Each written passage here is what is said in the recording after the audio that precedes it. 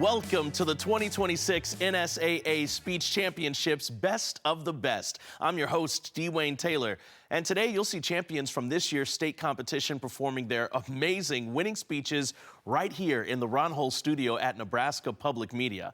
I'm especially excited to host Best of the Best because I was a speech kid. I saw the immediate impact it had on my confidence, of my relationships with other people, and I honestly wouldn't be doing what I do today without the speech community. Let's get this whole thing started by chatting with NSAA Assistant Director Taryn Retzlaff about state speech and the students chosen for this show.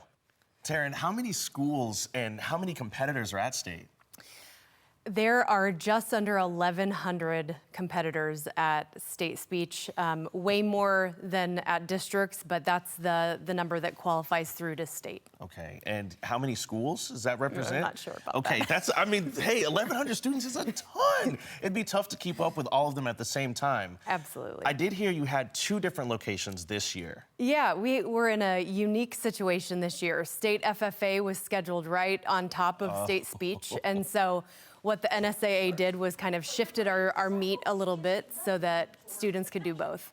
And so we collapsed our 3-day tournament into 2 days at 2 different sites in Kearney. Wow. So we kind of went with it, and lots of flexibility and patience this year from coaches and judges and students. Well, and speaking of those students, talk about the time and the effort that they put in for this competition. Yeah, absolutely. There are some that they kind of chain their season together with play production, so they do play production through December and then start speech in January, or others that just work straight through. So it really depends, but it's constantly critiquing and improving and perfecting and listening to what their judges say and their coaches and everyone that watches them and continue to get better and better, so that hopefully they have a shot to qualify for state. Absolutely. And Nebraska is known nationwide for how good its students are.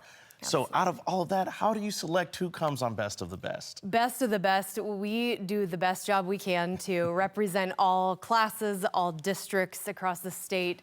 You know, it's a puzzle. Yeah. And so we try to find the students that fit it, the puzzle the best. Mm-hmm. But there are so many deserving students who, you know, aren't on here that, you know, have fantastic seasons and are the best of the best in their, respect.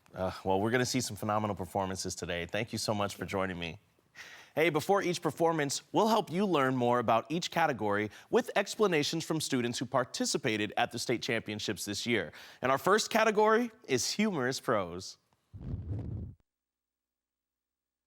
Hello, I am CJ Dahlberg. I go to Humphrey Public Schools. I am performing humorous, and in humorous, there's a 10-minute max time, and they are stories, books, or scripts that are meant to be funny and be humorous towards our audience and judges. Let's now watch Taven Borcher perform his Class D1 winning humorous presentation titled Sports Atheist. Ah, geez, where is that kid? I know he's awake. Joey, get down here, son. It's Sunday morning, and you know what that means. Put on that new outfit your mom got you. Let's get going. I don't want to be late and have everyone staring at us. Marge, see what you can do. Yes, honey. Joey, sweetie. Joey, it's very important we set a good example for the new neighbors. They're not from around here, so we might be able to give them a good nudge in the right direction. Hey, Mom. Hey, Dad. Oh, there you are, sweetie. Why aren't you wearing the new outfit I got you? And where's your foam finger, son? Are you sick? Do you have a concussion? Mom, Dad, I'm fine, but I'm not going to the stadium with you guys today. What? Of course you're going to the stadium. You were raised going to the stadium. Sure, you could watch the game on TV, but it's not the same as being there with the other believers. All united as one, cheering and screaming at the refs. Ah, the hot dogs, the plastic seats, the spilled beer. Oh, them pea troughs. Joey, the pea troughs. I wish there was a better way to break this to you guys, but Mom, Dad, I don't believe in sports anymore. Oh, Joey, no. I think I'm gonna throw up. Oh yeah, I'm gonna throw up. I can't. I haven't even had any cold ones yet. It'll come, Darren, it always does. My own son, a sports atheist. Oh my. Don't tell me you're a vegan too. Do you have parents? Yeah, they're great. But there comes a time in every child's life when we have to decide whether to believe everything our parents believe or be true to ourselves and choose our own path. It can be hard. After years and years of Sunday afternoons, Joey has reached that point.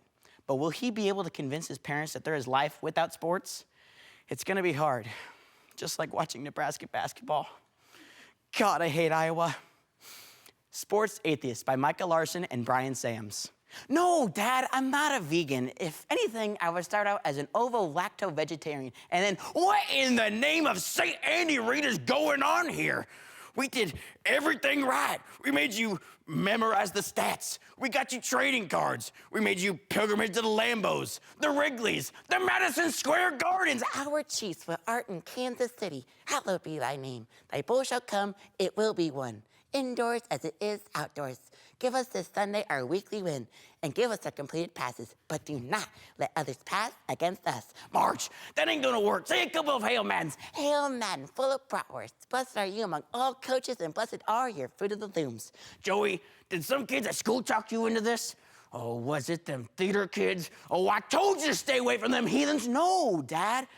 I just woke up one morning and thought, does this make any sense? Ever since I was 3 years old, I've been in at least 3 sports a year, and we're either traveling or at a stadium every weekend for tournaments. Are you forgetting the dream? Those who follow the way of sports have a great reward ahead of them. To the vision board. The scholarships, the draft, the championships, the rings, and if you're worthy, the Hall of Fame. That's just it, Dad. I'm not good enough for any of that. Oh, Joey, don't say that. You've sported so hard. Mom, I know you tried. You've wore out 3 SUVs just taking me to practice. Well, honestly, sweetie, 2 of those were totaled ramming some filthy soccer moms off the road. And for what? So you could throw this in our face? No, your team is going to the city championship next week, and well, your mother and I were keeping this a secret, but we've decided to get you your first Gatorade baptism. The blue kind's your favorite. Grandma and Grandpa are flying in. And this will break their hearts. Say you'll try. What are the odds, Dad? Only 2% of athletes ever make a dime from their sport, and only 1 out of 1,000 of those players make it really big. You think I don't know that? Salvation was just a touchdown away. But I failed. For all I have fumbled and fallen short of the glory of the first down. Now, all I can do is just take those hopes and dreams and fears and failures and just sort of cram it all into you. Marge, give me a beer. I'm ready for puking now. Darren, maybe we should talk to Coach. I already called. He's already on his way. Oh, don't bring Coach into this. No, your mother's right. Coach will know what to do. Ba-da-bum, ba-da-bum, ba-da-bum, bum, bum. Oh, I love that doorbell. Oh, forgive me, Coach. It's been 2 weeks since my last coaching session. And the name of the helmet, the cup, and the shoulder pads. Oh, look, Darren. This is about Joey's playing time. I swear. Joey doesn't believe in sports anymore. Huh.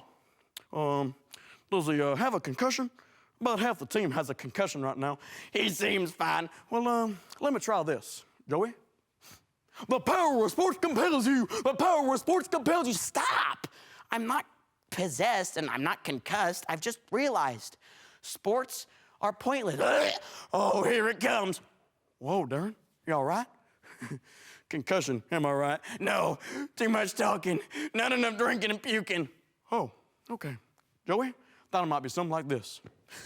You can drink this red Gatorade and go back to your old life. Or you can drink this blue Gatorade and forget everything you ever knew about sports. Or you can drink this grape juice and become a Baptist. No thanks. What's in the Gatorade? None but pure American electrolytes. Because even if you don't believe in sports, you still believe in hydration, don't you, boy? Yes, sir. And are you blessing me or giving me a concussion eye test? Oh boy, I think I might have a concussion. But yeah, let's just keep that between the 7 of us. Sure, Coach. Well, you can't win them all. Looks like you got yourself here a sports atheist. Coach out. And may the sports be with you. And also with you. So that's it? You're just gonna sit around on the weekends and do nothing? Well, actually, I thought about converting to speech. Converting? Speech? Marge, did you get him vaccinated? I heard vaccines can make your kid artistic. Oh, honey, I would never. Well, then he must have got it from your side of the family, because no one in my family is ever dramatic. Oh, sure, honey. Did you hear that the Packers traded away Jordan Love? You maniacs! Darn you all to heck! There's practice after school. Could you practice? You mean, there's a coach I can call or text at night with questions and suggestions? Yeah. And, how do we start? Sorry. How do you win? Okay, there's judges, officials. When we disagree with them, can we berate and belittle them? Yeah. But in speech, you do it behind their backs. Strange. But, it's getting better. Oh, honey, do you need new shoes? Yeah, slippery ones. Slippery? Slippery. Slippery. Slippery. Seriously? Seriously. Why slippery? No idea. So, when do you start? I guess whenever I want. Right now, you're gonna be the best spetcher that ever was. Top of the teeth, tip of the tongue. What? Say it. Louder, faster, crisper. Top of the teeth, tip of the tongue. That's the ticket. Marge, you go get him some shoes. Extra slippery. Oh, I'm gonna go get him a suit with a pocket square. Let's go. Oh, Favre, what have I done? I'm here with state champion Taven Borcher and Coach Angie Hunzeker.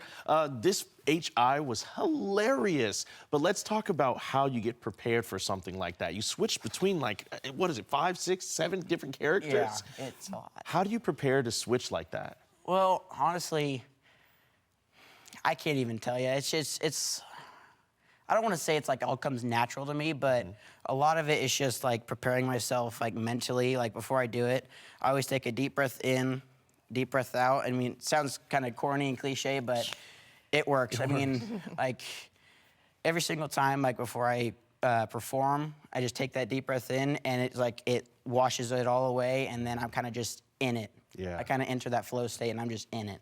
Angie, what is it like coaching a piece like this? Because there was a lot going on, so many cultural references, so many things to get right. How do you go about coaching this? Yeah, certainly there were a lot of Easter eggs in it, and it was a fun script. I actually judged this script a couple of years ago, and I was just looking for the perfect kid to do it, and it was just a marriage of a great script with a great kid that was just gifted and able to just pull it off, and it really has done wonders in a short amount of time.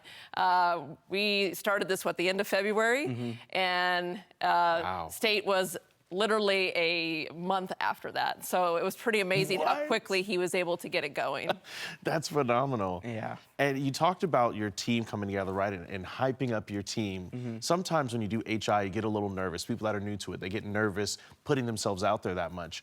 Do you have any tips for those people that might get nervous starting their first HI performances? I would just say, like, whatever happens, do it at 110%. I mean, there's been times where, like, I have this thing down to a T, and there's sometimes I mess up on a line.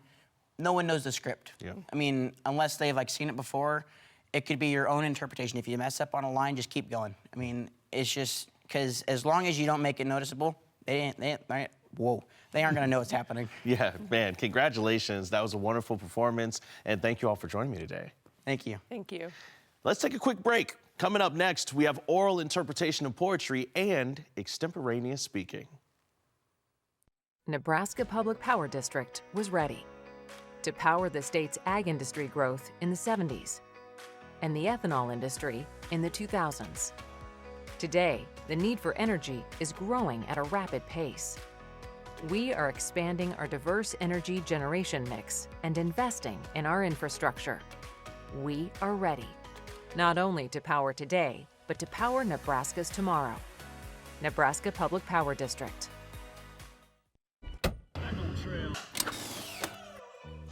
Why is it important to fill out your FAFSA? First off, it's how you apply for federal, State, and most college-based financial aid. it's easier to fill out than you think. Start college on the right track. You don't have to pay for college on your own. Education Quest is here to help. For more information, go to educationquest.org.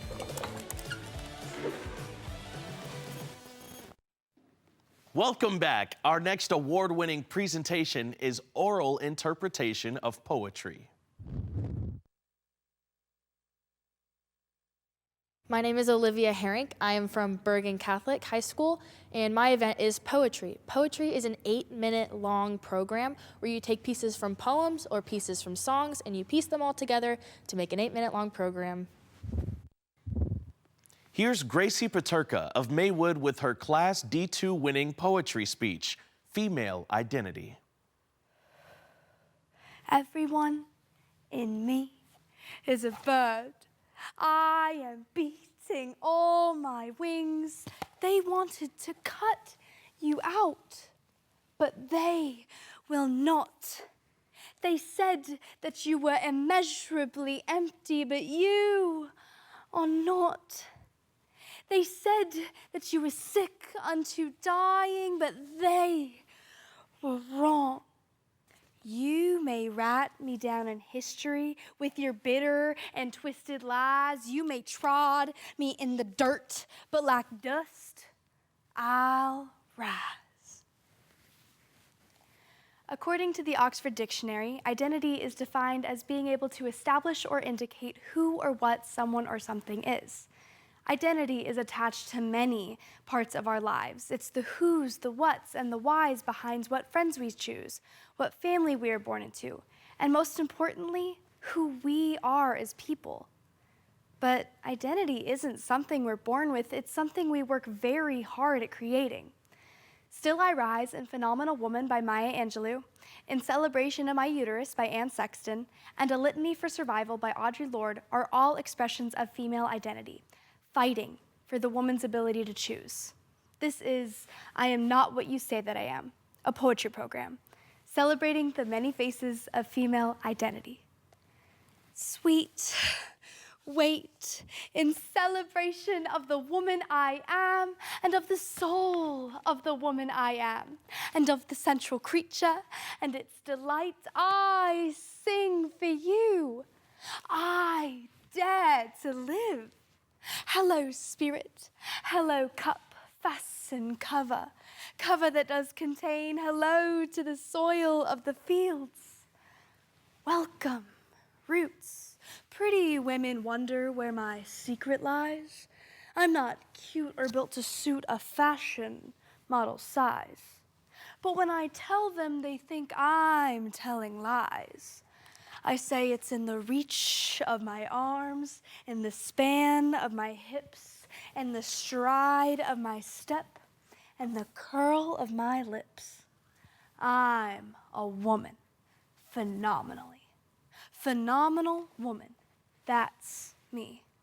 Does my sassiness upset you? Why are you beset with gloom? Because I walk like I've got oil wells pumping in my living room. Each cell has a life. There is enough here to please a nation. It is enough that the populace own these goods. Any person, any commonwealth would say of it. It is good that this year we may plant again and look forward to a harvest. A blight had been forecast, has been cast out. Many women sing together of this.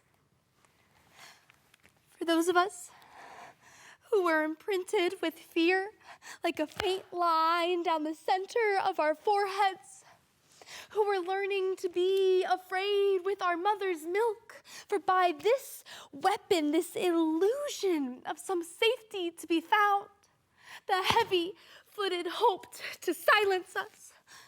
For all of us, we were never meant to survive. One is at the shoe factory cursing the machine. One is at the aquarium tending a seal. One is at the toll gates collecting. And one is dull at the wheel of her Ford. One is tying the cord of a calf in Arizona. One is straddling her cello in Russia. One is shifting pots on the stove in Egypt. For those of us who live upon the shoreline, standing upon the constant edges of decision, crucial and alone.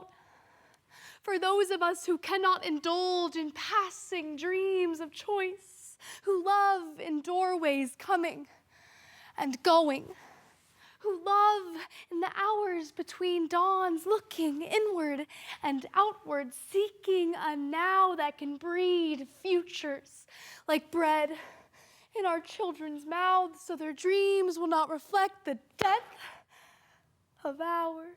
I walk into a room just as cool as you please, and to a man the fellas stand or fall right to their knees. They start to swarm me like a hive of honeybees. I say, it's in the fire of my eyes, in the flash of my teeth, in the swing of my waist, and the joy in my feet. I'm a woman, phenomenal woman. That's me. Just like moons and suns with the certainty of tides, just like hope springing high, still I'll rise. One is staring out the window of a train in the middle of Wyoming, and one is anywhere, and some are everywhere, and they are all singing together, although some cannot sing a note. When the sun rises, we are afraid it might not remain. But when the sun sets, we are afraid it will never return. When we are full, we are afraid of indigestion. But when we are hungry, we are afraid we may never eat again. When we are loved, we are afraid love will vanish. But when we are alone, we are afraid love may never return. But when we speak, we are afraid that our words will not be heard nor welcomed. But when we are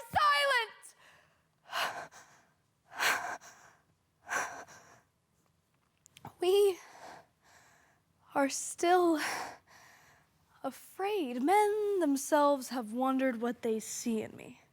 They try so much, but they cannot touch my inner mystery. When I try to show them, they say they still cannot see. I say, it's in the arch of my back, in the sun of my smile, in the ride of my breasts, and the grace of my style. I'm a woman, phenomenal woman. That's me. Okay, I'm here with the state champ in poetry. This is Gracie Paterka and Coach Cheyenne Mickelson. Okay, when you have poetry, something that you have to do is weave your way between multiple pieces. How are you able to do that so effectively? Honestly, between Phenomenal Woman and Still I Rise, it was really easy to tell a story. It was really easy to be a phenomenal woman after, what's the poem called? A Litany for Survival. And I don't know, we were kind of just messing with stuff and it just found its way. We didn't even really have to do much for it. It was such a powerful piece, a powerful program that you put together, poetry. Cheyenne, what was it like coaching that? So when I was in high school, I didn't compete in poetry. I competed in everything that was humorous and funny. So trying to work with poetry, which is so serious and tells such a deep, meaningful story, is difficult. Yeah. I love coaching her. I've had her since she was a freshman, actually since she was in 8th grade coming along with us. So it was just really fun to watch her grow. Yeah. And Gracie, this is your senior year? Yes. Where are you off to next? I'm going to the University of Nebraska-Lincoln, and I'm going to major in marketing. Okay. Yeah. Well, hey, there's a team there too. I'm looking into it. Since you're staying in the community, we'd love to always see you back again. Congratulations. Thank you so and much. thank you so much for joining us. Thank you. Thank you. Hey, next up, extemporaneous speaking.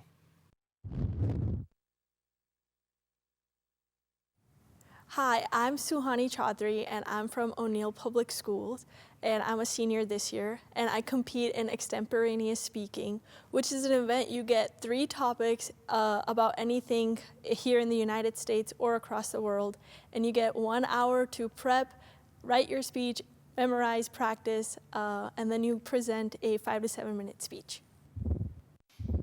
Here's Gary Howe of Class A's Millard West with his winning extemporaneous speech, The Nuclear Energy Power Shift.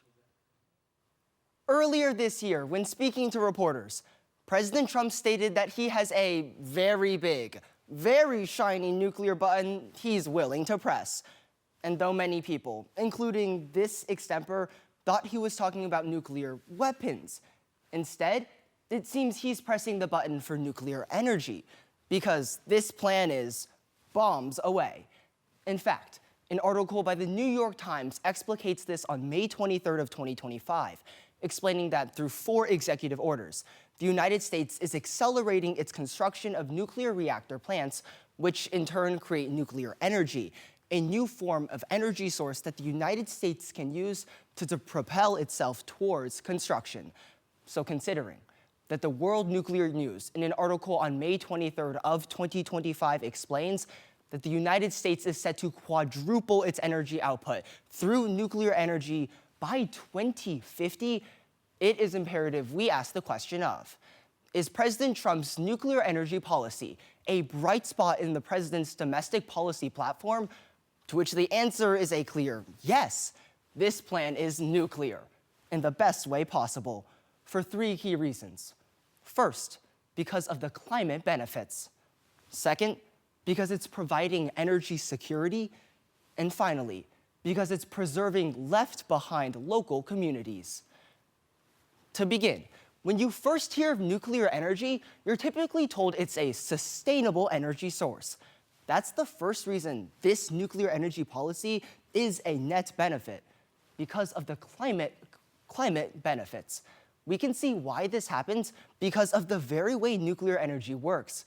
In fact, MIT, in their February 1st of 2024 study, explains that the way nuclear energy happens, either through the ions uranium-235 or plutonium-239, sees one ion, through fusion, be split apart into 2 separate atoms, which as a result creates an exothermic reaction that produces mass amounts of heat. And throughout this process, you see neither carbon or any other form of fossil fuel. And we can see why this kind of energy, specifically through its construction, is beneficial.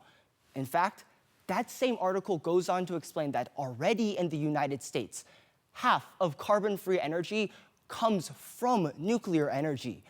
But going one step further, it seems that our United States is making this already sustainable energy source even cleaner through what's known as nuclear recycling.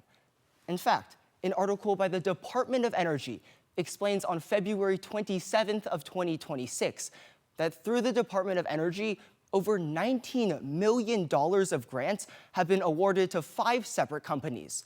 Their main goal, turning what's commonly seen as toxic nuclear waste back into the system. This way, environmental pollutants aren't spread into our environments, but rather going back towards the nuclear plants. In fact, it's estimated that through these very initiatives, 95% of nuclear waste can be pushed back into the system, making our energy cleaner and safer. But secondly, from the homes we live in to the bright lights that surround me, we need energy to keep our society alive. That's the second way nuclear energy is a bombs away plan, because it's creating energy security. We can see how volatility is present within our energy market today. In fact, an article by the American Economics Liberty Union explains on March 31st of 2026 that because of the United States' current conflict with Iran, the Strait of Hormuz, which is a major economic port, sees 20% of liquefied natural gas be pushed away from the United States. Because of this, in especially the northeast region of the United States, where over half of homes rely on liquefied natural gas to create heat oil, it's creating energy prices to skyrocket across our country. But thankfully, nuclear energy is instead a stable source. This very phenomenon is explained by the Columbia Global Center for Energy Policy, who explains on January 6th of 2026 that 92% of nuclear energy reaches max capacity.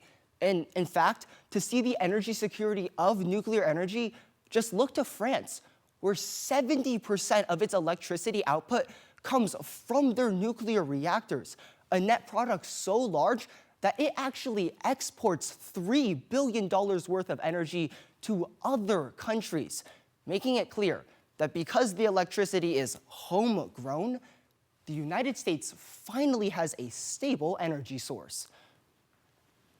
But finally, it's in the name. We are the United States of America. Thus, it is imperative that policy protects all Americans. That's the third reason this nuclear energy platform is imperative, because it's preserving left behind local communities. We can see how this phenomena is happening.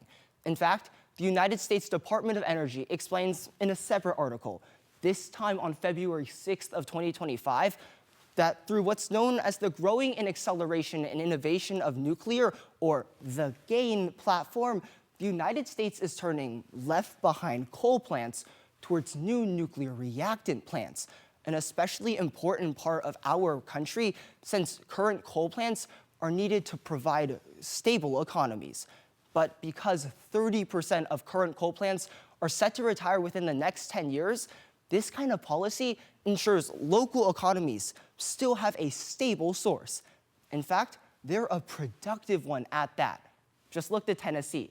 As the Chattanooga Free Press, a local source, writes on January 1st of 2026 that through the Oak Ridge nuclear plant, over $10 billion of net GDP growth has been created because of the local economy's nuclear plant.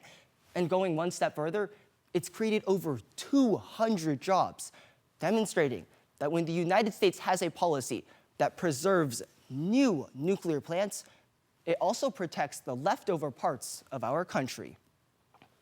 So today, when taking a global perspective, we answered the question of, is the Trump administration's nuclear energy policy a bright spot in the president's domestic policy platform? We saw the answer was a clear yes for three key reasons. First, because of the climate benefits. Second, because it provides energy security. And finally, because it's preserving left behind communities. So it's clear, the United States is all in on pressing that nuclear button. And so should we. All right, you heard the amazing speech from Gary Howe. I'm here with Coach Rachel Van Ingen. Gary, I gotta say, when it comes to extemp, the thing that always stumps me is the fact that you don't know what you're walking into when you enter the round, but you have to maintain a certain amount of composure and you have to have a certain strategy when you go into it. Let's talk about the high-level strategy that you are using in that performance. My goodness, let's start off with your pacing. How do you make sure that you're always in time when you have to prepare so quickly? I think the biggest thing with pacing is that you have to make sure you're not going too fast. Like, when you don't know what the speech is gonna be, you get really nervous, so you naturally have to rush. That's why I think it's really important that you allocate at least like 10 or 15 minutes to practice what you think the speech is gonna sound like. That way you know you go at a comfortable pace that doesn't just blow by the judge's head. Yeah. For a lot of new extempers, they might have trouble figuring out what sources to use and how many to use per speech. Can you give some insight as to what you like to do in regards to where you get your sources and how many you like to sprinkle in? Yeah.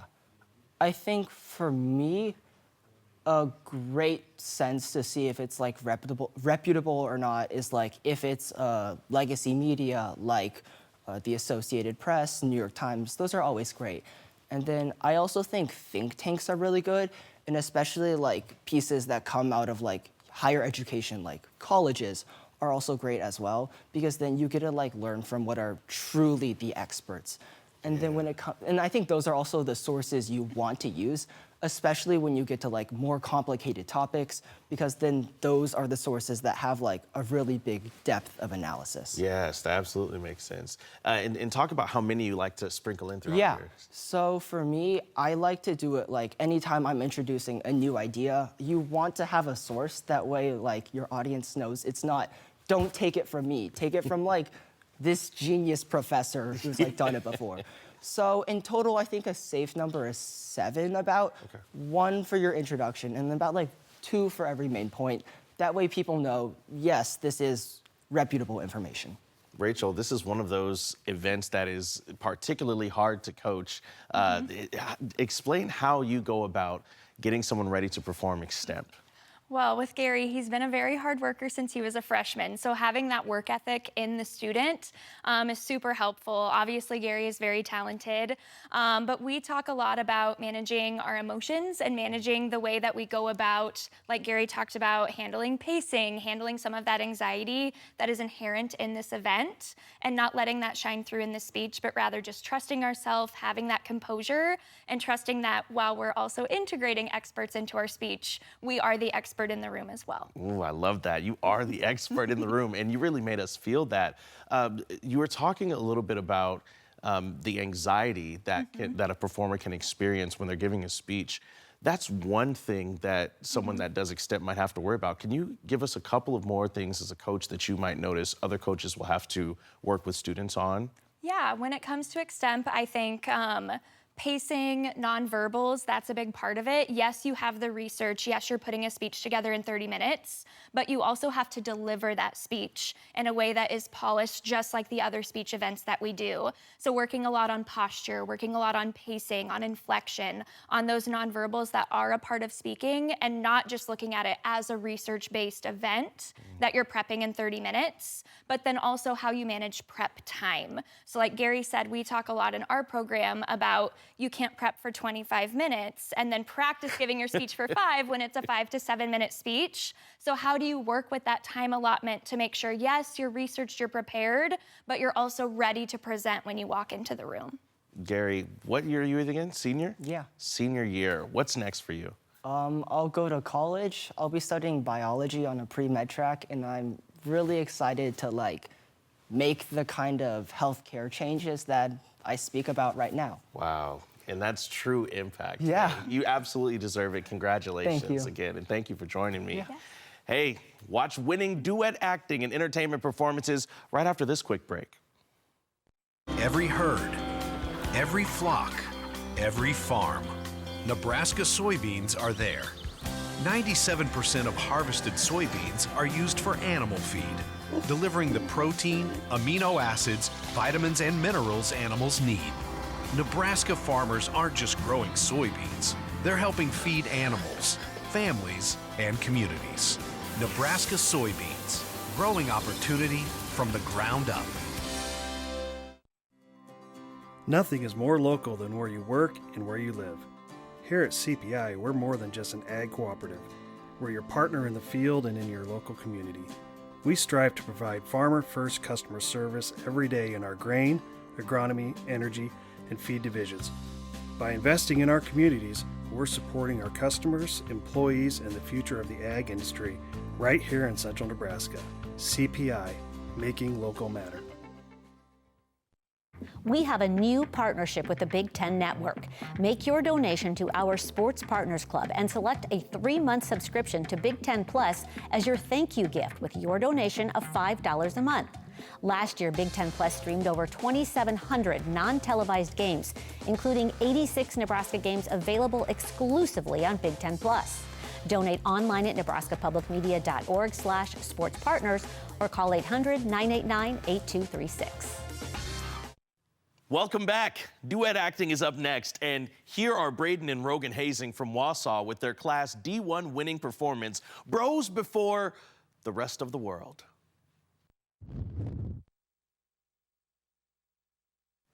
My name is Whiten Fidelki. And my name is Owen Standage, and we are from Ravenna High School. Duet acting is a competitive event with a 12-minute time period. You can use 2 chairs or a table. Duets can be humorous or serious and can be taken from movies, books, scripts, or skits.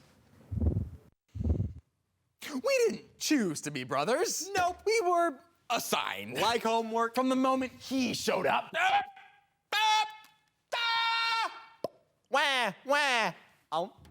I knew my life was over. And from the moment I showed up, I knew I was winning.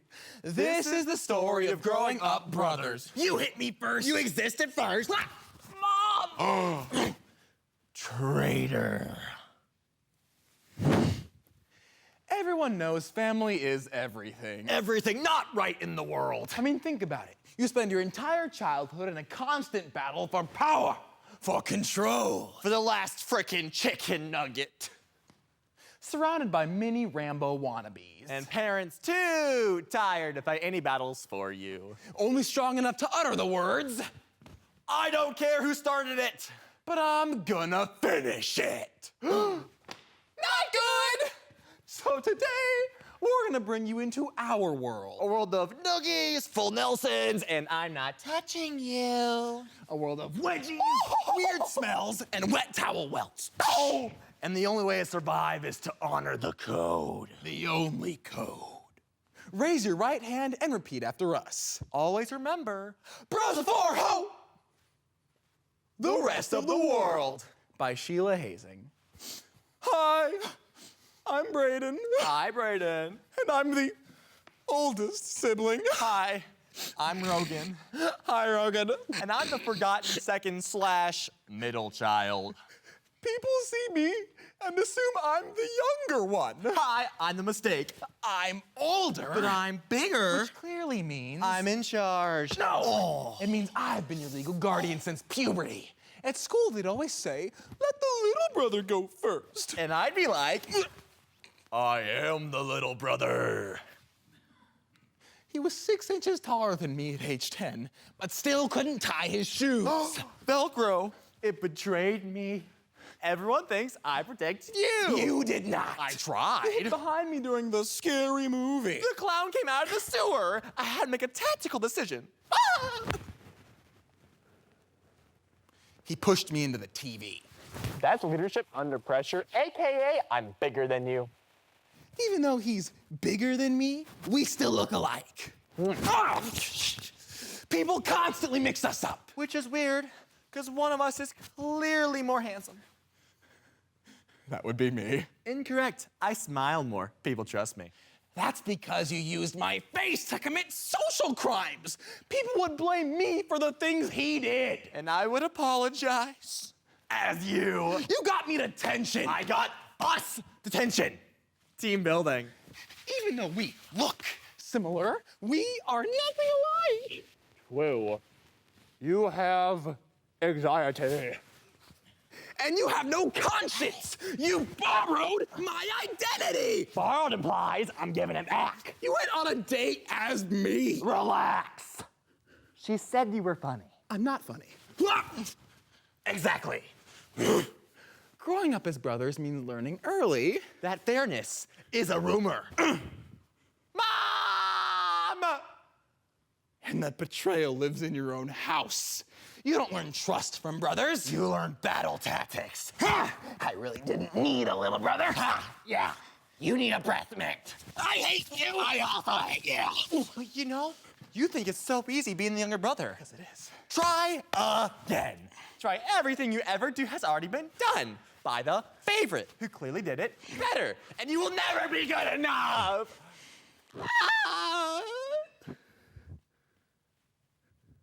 Are you okay? No! Growing up second means living in someone else's shadow. Which is weird, because he's not even that tall. Thank you? Every time I did something for the first time. I'd already done it. First steps. Walked early. First words. Full sentences. My parents didn't cheer. They nodded. School was worse. I tried sports. Varsity. I tried music. Soloist. I tried theater. Standing ovations. I tried being bad at things. I'm surprisingly good at that too. I'd say I want to be my own person. Like you, brother? I hate you. I cannot believe people said getting him would be the best gift I ever get. You know what else they say that's stupid? You two must be best friends. That's because they've never seen us share a bathroom.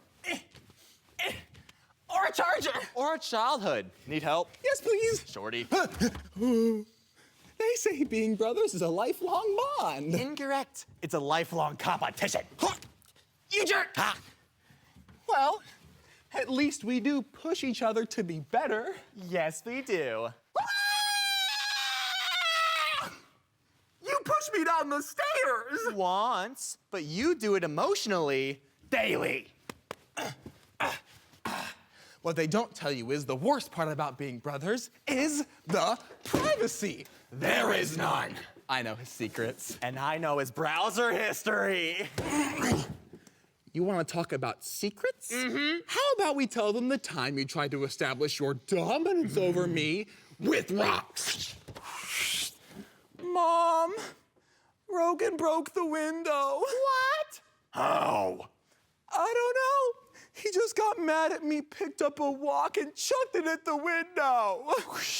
We both know that's simply false. All right then, you retell it, home renovator. Fine. Mom, Brayden broke the window. What?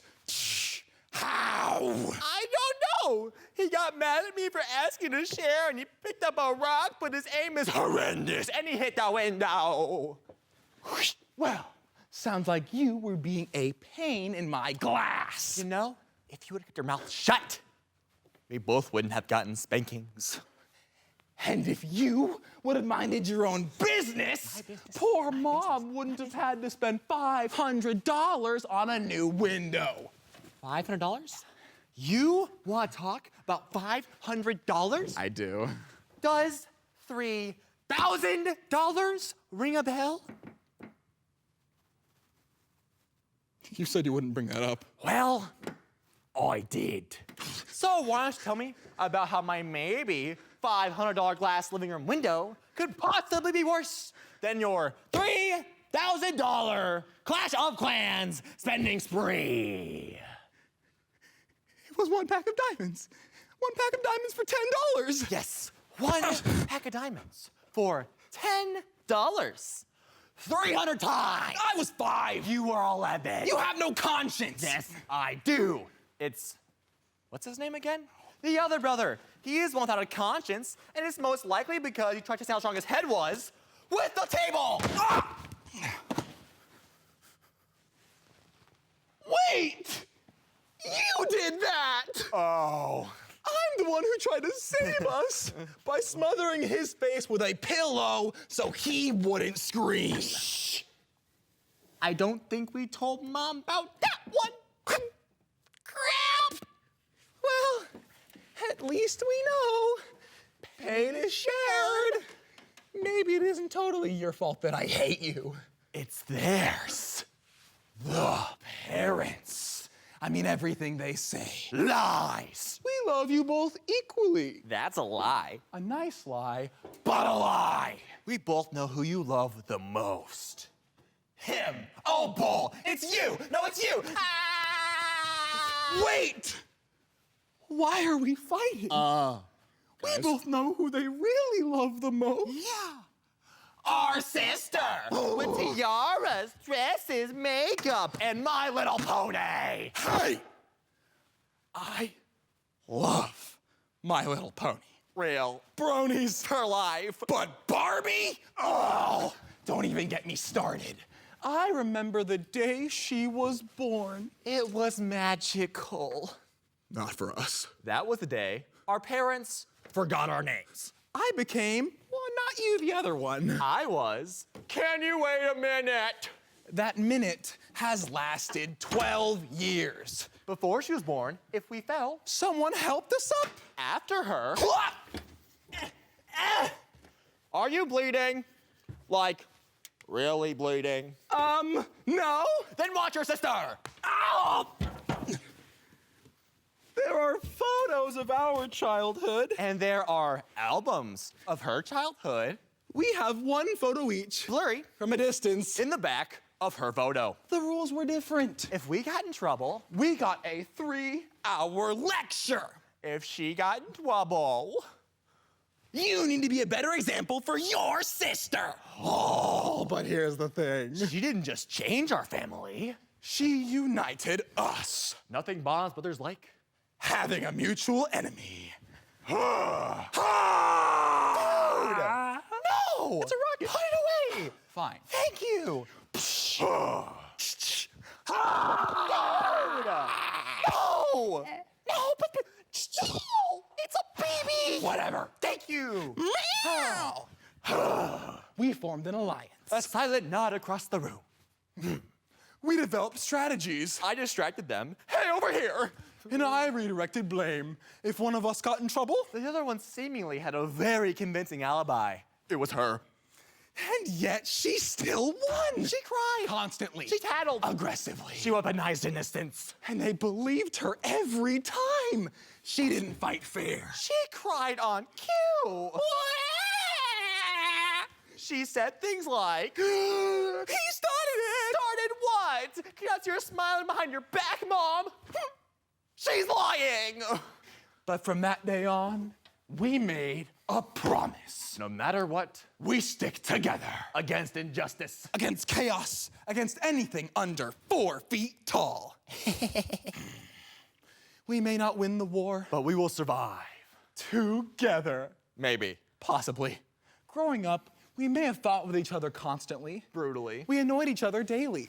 Yeah! That's our love language! But there were rules. Unspoken rules. I can call him annoying. I can call him ugly as homemade sin. I can steal his stuff. I can use his toothbrush to clean the bottom of my shoes. Wait, what? Moving on.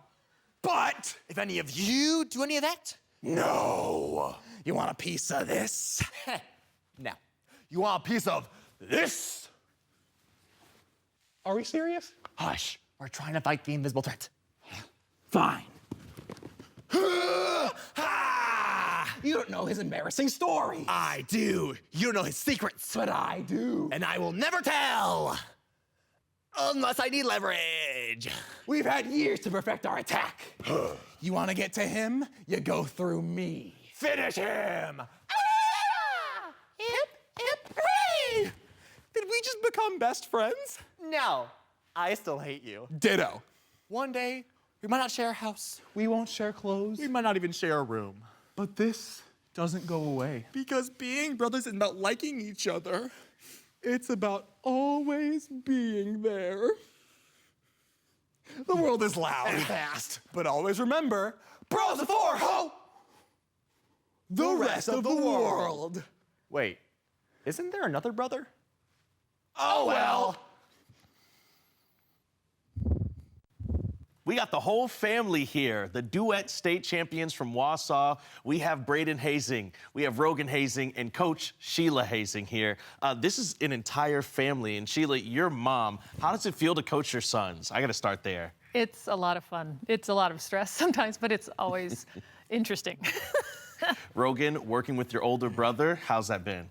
You know, I've been working with him for so long, it just gets used to it, and it's great every time. Okay, Braden, how do you feel about working with your younger brother? That was a lie. Been with him for how many years? It's a lot of pains, it's a lot of aches, but it's so much fun. I don't think I could be with anyone else in my high school career as much as I complain about it. Yeah. So something I noticed is that Sheila Hazing's name was in the script piece. You wrote this script yourself. Yes. What was that process like? This was phenomenal. To be honest, it's just watching them their entire lives and putting it on paper. Wow. Oh my gosh. And how did you all react to seeing an entire script written basically from your life?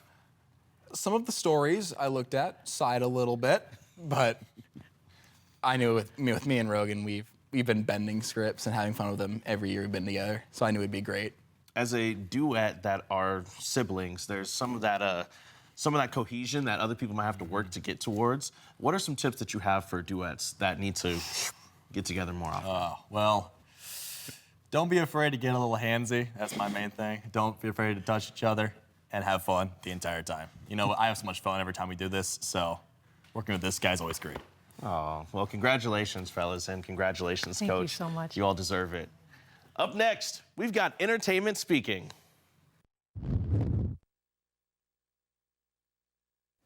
I'm Bella Fontenot. I'm from Aquinas High School. I'm an entertainment speaker, and entertainment is an 8-minute speech with one topic and visual aids and boards with the main purpose to entertain your audience. Here is Wayne's Sophia Speaker's Class B winning entertainment speech titled, Boys Are Funnier Than Girls. Why don't scientists trust atoms? Because they make up everything.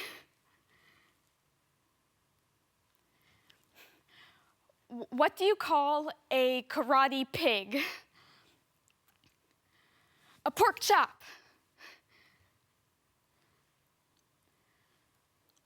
What's the best thing about Switzerland?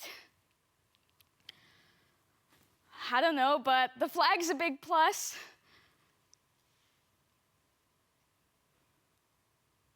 If I were a boy, you would have laughed at those. But I'm not. So I have to work a little harder at my humor. Thus, I'm here to tell you about one of the oldest truths in humanity, that boys are funnier than girls. Today, we'll examine why this is a salient fact of life. To fully understand why boys are funnier than girls, we must first evaluate the history of humor. Next, we'll look at some of the tools that men use to make their humor so superior. And finally, we'll analyze some topical proof as to why boys are funnier than girls.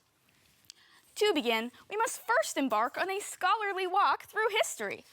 Let us travel back to ancient Mesopotamia, the birthplace of writing, agriculture, law, and civilization itself. During this time, women were domesticating plants, developing the textile industry, establishing the first forms of accounting, stabilizing early human society so thoroughly that we didn't immediately die. Meanwhile, at the very same time, men were creating history's first ever recorded joke, the Sumerian line, Suninginaki sikia lasuma gazu asuma muzu, which roughly translates to, that's not a camel, that's my wife. Or, that's not my wife, that's a camel. Scholars disagree. Over the next 6,000 years, nothing really happened. Fast forward to the 20th century and enter the Three Stooges, the greatest comedically intellectual movement. While women like Marie Curie, Rosa Parks, and Eleanor Roosevelt revolutionized science, civil rights, and politics, Larry, Moe, and Curly refined the physics of poking someone directly in the eyeballs. While women mapped the human genome, the Stooges mapped exactly how many times a human head can be hit with a mallet before it produces a funny sound. See, societal progress is fine, but how many times have you seen three grown men fall through the same window? Comedy gold! Next, let's look at some of the tools that men use to make their humor so superior. The first of which is volume. Men's lungs are huge, built for bellowing, bragging, and retelling the same camel joke for 24 centuries. Women's smaller lungs, sadly devoted to minor tasks like faking laughter or breathing during childbirth. The second tool that men use is imitating women. Throughout history, men have found women so unfunny that they just decided to do it for them. More recently, a new tactic they've developed is putting a rag on top of their head to That's costuming. A boy could get away with it though, right? Get back to the kitchen, rag. And finally, perhaps the greatest device in a man's comedy toolbox.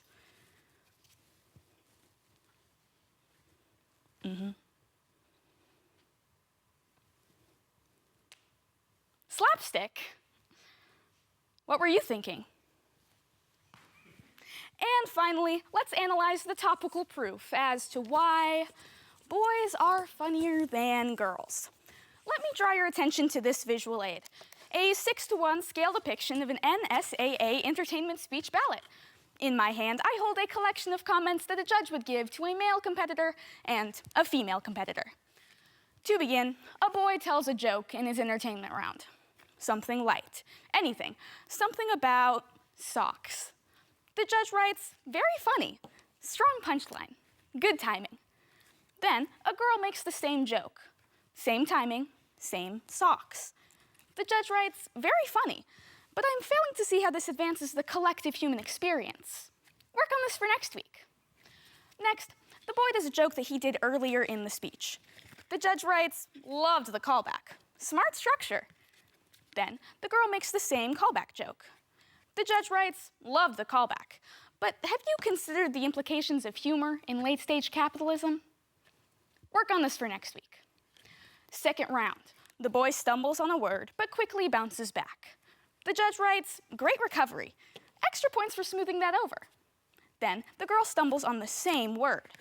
The judge writes, "Great recovery, but what responsibility do you have as a performer to heal generational trauma through the language of humor?" Work on this for next week. Finals round. The boy makes a silly face and calls an audience member a slur. The judge writes, "Great physical comedy. Be careful with that word, haha." Then the girl makes the same silly face and insults the judge's handwriting. The judge writes, "Great physical comedy, but remember that when you make a joke like that, you are upholding hundreds of years of prejudice, instead of breaking down the barriers that we in the 21st century are desperately trying to reverse." Work on this for next week. Today, we first evaluated the history of humor. Next, we looked at the tools that men use to make their humor so superior. And finally, we analyzed some topical proof as to why boys are funnier than girls. Okay, I can't keep up this act for much longer. Perhaps I came off bitter in the preceding parts of this speech. But the point of this speech is not to prove that boys aren't funny, or to prove that I've been judged unfairly in the past, or to prove that men's humor peaked back in ancient Mesopotamia. No. The point of this speech is to encourage you, watching at home, to view comedy as more of an even playing field than you might right now. My experience in the past 4 years of entertainment has reinforced something I've noticed in life. Boys can generally get away with more than girls can, especially in a humorous setting. But, as I see it, good comedians, regardless of gender, are those who embrace irony, highlight human foibles, and are proud of who they are. Work on this for next week. I'm here with state champ in entertainment, Sophia Speaker, and dad and coach, Dwayne Speaker. First, Sophia, congratulations. That was hilarious. Tell me about coming up with that topic, because I have never heard that angle before. Well, I think just over the past 4 years, I've just seen a lot of differences in humor styles between girls and boys, and what people can get away with and what they can't, and stuff like that. So I just decided to do that for my senior year speech as like a final, yeah. And humor is rooted in reality, yes, right? Yeah. And that took you all the way to the top. So I noticed this is the dad, daughter, coach, student combo here. Dad, what does it feel like to coach your daughter into a state championship? It felt obviously extremely good. I know that as a coach, I constantly am trying to work out in my head, should I lead, follow, or get out of the way? And Sophia did entertainment for 6 years in junior high and high school. The first couple years I led, a few years I followed, and this year I just got out of the way. That's one of the major reasons we're standing here. How's it feel working with dad as coach? Honestly, it's not that different from working with any other coach, except we disagree a little bit more. For those people that are looking to get into entertainment for the first time, it seems like you had it all down. Where should they start? I would say, while writing, start with a thesis, build off the points, but definitely have a vision for your visual aids in mind, because I feel like visual aids do a lot of heavy lifting, especially nowadays. So yeah. Well, and you're a senior this year? Yes. What's next for you? I plan on going to UNL, and right now I'm thinking about majoring in psychology. Wow. Well, we look forward to seeing you on campus. Thank you so much for joining us. Thank you. After another quick break, we'll be back with unified speech and oral interpretation of drama performances. Don't go anywhere. Sudden cardiac arrest is the #1 cause of death in students involved in activities. 7,000 adolescents lose their life annually due to sudden cardiac arrest. If defibrillation through an AED is administered within the first 3 minutes, survival rates increase to 74%. If an AED is used within the first minute, the survival rate rises to 90%. For every minute that passes without defibrillation, survival rates decrease by 7 to 10%. Are you and your school prepared? I'm Mark Graff. I grew up in McCook. I'm Linda Graff, and I've been a McCook 30 years. I love Nebraska Public Media's airing of local sports events, statewide sports events. I've watched the football championships, the basketball championships. I watch volleyball whenever it's on. Big Red Wrap-Up. I'm a regular on Big Red Wrap-Up. I just love the fact that they cover those areas, and I think without Nebraska Public Media, I don't know if we would have that kind of access to statewide sports and local sports. Welcome back to the 2026 NSAA Speech Championships Best of the Best. NSAA Assistant Director Taryn Retzlaff joins us once again to talk about one of the newer categories, Unified Speech. Yeah, so Unified Speech started 4 years ago, and it encompasses every single one of the speech events. Students can choose to do an individual event like the one that you'll see today, the informative speech, or they can do a duet, or even this year we had our first oral interpretation of drama OID go. And so, yeah, they can span all the different events. And then on the more competitive side of Unified, there is Unified Duet Acting. And those students compete with a regular education student, and they compete against each other and are ranked and everything else. So it's very competitive. Oh my gosh, I'm so excited to see this. Hey, here's Katie Hogenkamp of Class C2 Humphrey Lindsay. Her Unified Speech exhibition performance is titled The Andy Griffith Show.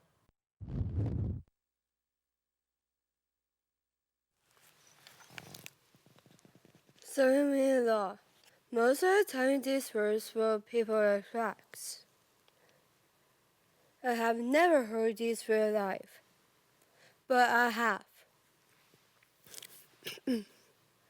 Heard him, my favorite show, CV show, for any good show. I love watching any because it's funny. It teaches good, like lessons that people need to know. Today we are talking about for any Griffith show. We will want to look at history of the show. There were two main characters of the show. They have changed. And I show us to see the top episodes of this great show.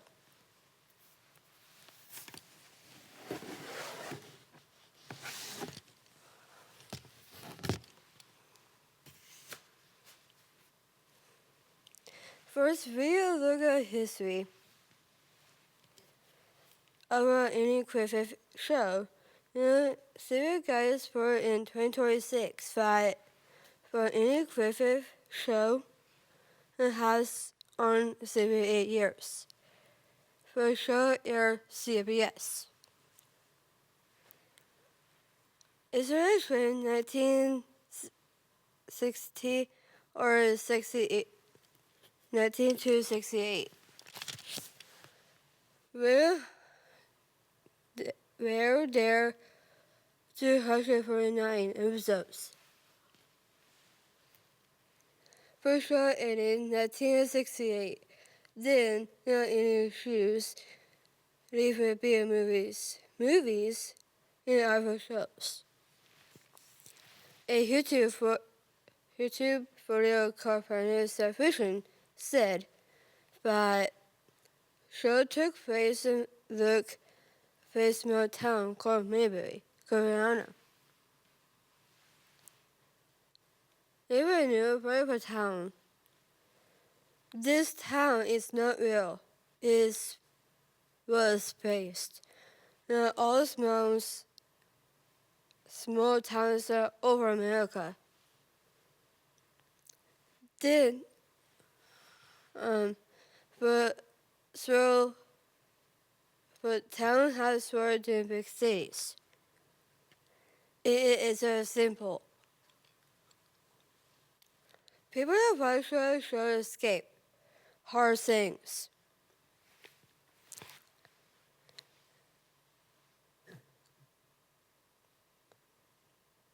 Green Lake country like the Civil Rights Movement, Cold War. Today, the show can be watched with different apps. and can be screen-free on Pro TV.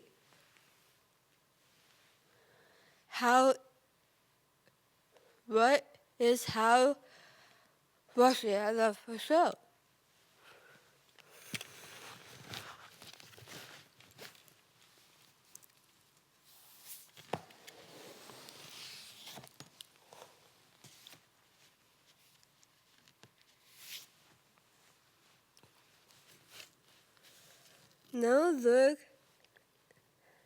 Now we'll look at history for show.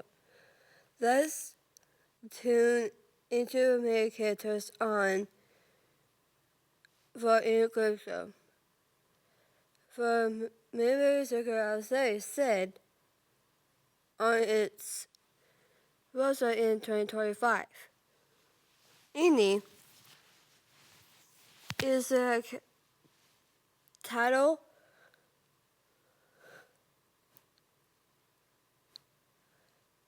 is character. His last name in the show is Terror. He's a favorite town called Mayberry.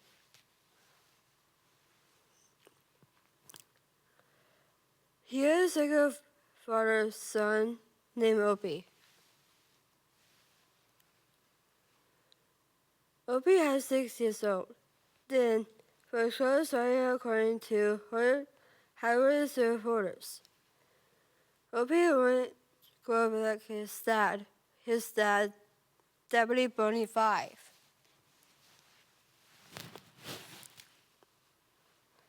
Boney took his jobs at Hussey, but he has a very funny character for show. He made people laugh at his words and actions.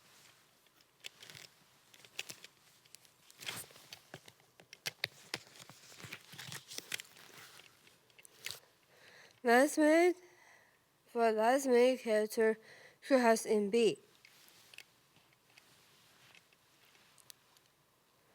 In B has Annie's aunt, who became alive with Annie and Opie then Opie, who has 6. She helped raise Annie, and she comes to help raise Opie too. There were a whole bunch of other characters of the show, but these were their most important.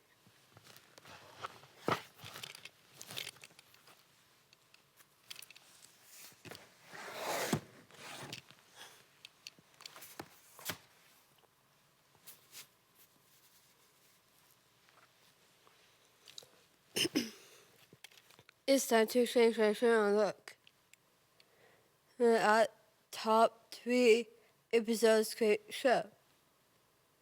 For Internet Movie Database, the top 50 episodes of Annie Griffith in 2025. For Pickle Story, give at number 3.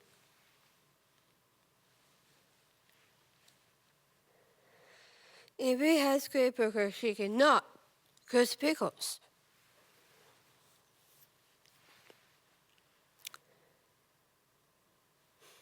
For pickles are spread by limbs, no dice.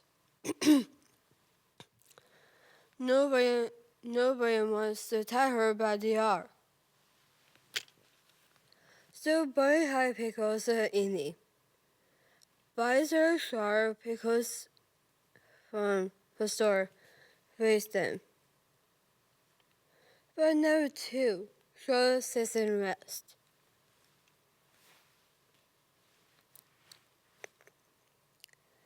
Bunny gave a guy named Grimmer a ticket for picking chocolate. Grimmer didn't arrest Bunny, looking for picking himself up on Christmas Deputy. In the act, Annie played Michelle. For number 1, show is called Christmas Story.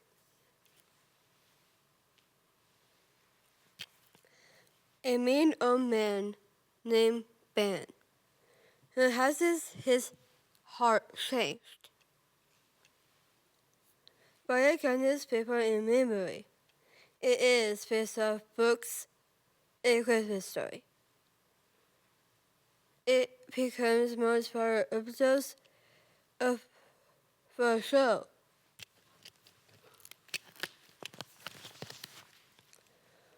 There are a lot of podcast series, but I choose to watch show from good old days to a we talk about in a Christmas show. We talk about history.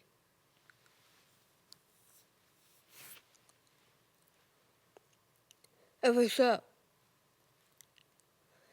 For many characters in the top 3 episodes.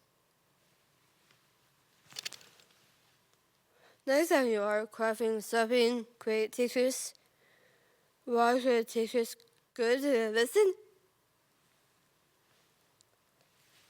Snip. For going about like Barney could say, you have to tune into any quick fifth. All right, here I am with unified champion Katie Hogenkamp. We also have Coach Mom, Steph Hogenkamp, and Coach Barbara Loverchek. All right, Katie, that was a phenomenal performance. I'm a big Andy Griffith fan. It sounds like it's your favorite show, right? Yes. Let's talk about the personality behind choosing a topic. Andy Griffith show's obviously your favorite. You decided to deck yourself out in all purple. It's got to feel good. But what's something that you had to make sure you're doing to feel like yourself when you're on stage? I feel like my audience to the I like Andy because I like the movies at Dad's house, but I choose her, but still not Mama. Like, not Mom. So let's talk about coaching. When you talk about having someone use their personality to really shine across an audience, what are you all looking for when Katie's performing? I try to find things that she's interested in doing, because otherwise it is quite a challenge. But anything that can show her spunk and her sass and her personality is what we try to go through. And I'm going to defer to Barbara a little bit because being mom coach, sometimes that spunk and that attitude collides with creative ideas. So she coached her a lot more than I did. I would say that the biggest thing with Katie is helping her to speak clearly and to enunciate all of her words. I know that she gets really tired of us asking her to do it again. Let's do that again. We couldn't understand that. Slow down. But I think the articulation and the pronunciation of all of the words is our biggest challenge, but she has stepped up. I understood nearly all of her words today, so she did great. Hey, that's state champion level. You And bet. Katie, how does it feel to be a state champ? I feel like my virus because we're heading steps to posters are checking out. Yeah, Ms. Like Bernheidi. the favorite moment, but also Mrs. Hogenkamp says that I cannot go right now because in my experience is because I didn't like it, but can't. Hey, it looks great, Yeah. right? But does it feel good to be a speech champion? Yes. Yeah. She was very proud to wear her medals. And you should be. It was a phenomenal performance. Thank you so much for joining us today. Our next category is oral interpretation of drama.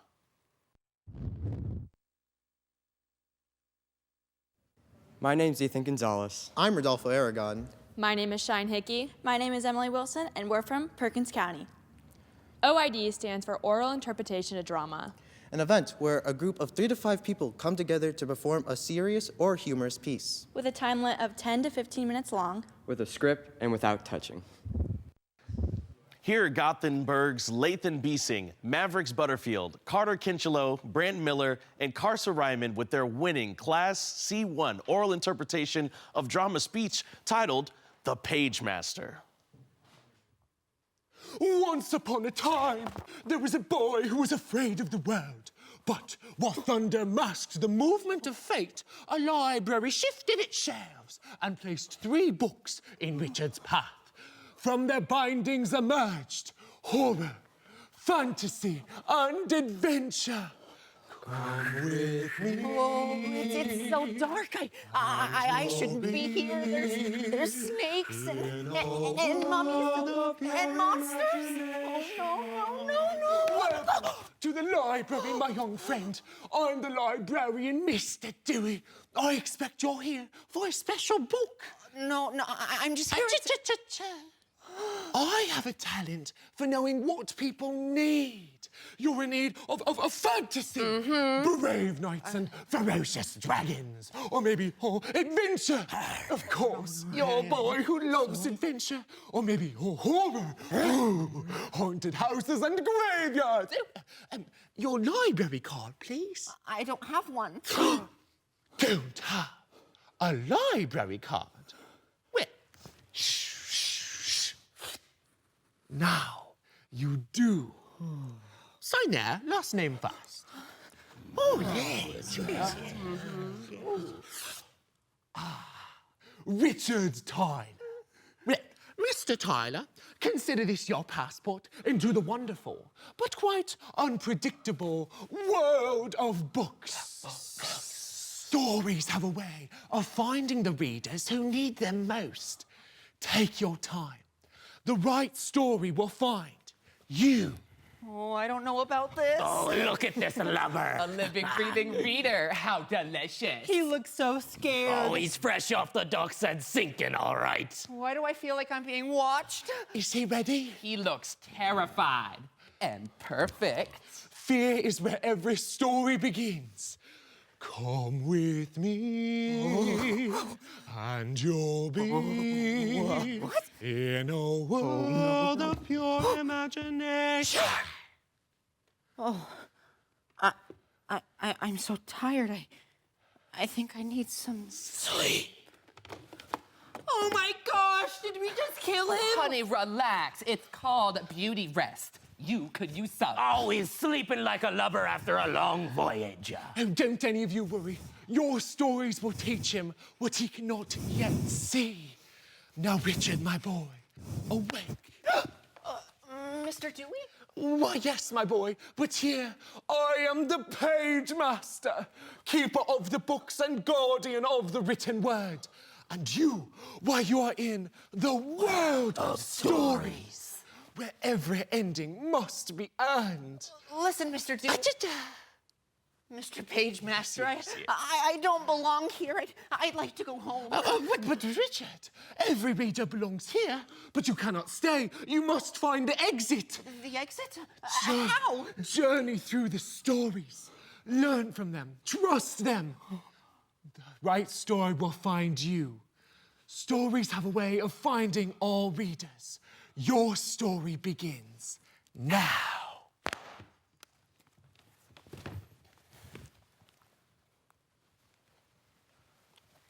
Once upon a time, a boy named Richard Tyler wandered into a library and stepped into legend. He crosses into a magical realm where stories come alive. Fears take form. And courage must be earned page by page. Guided by the mysterious page master and 3 enchanted books. Horror, fantasy, and adventure. Richard embarks on a journey through the written word to find the way home.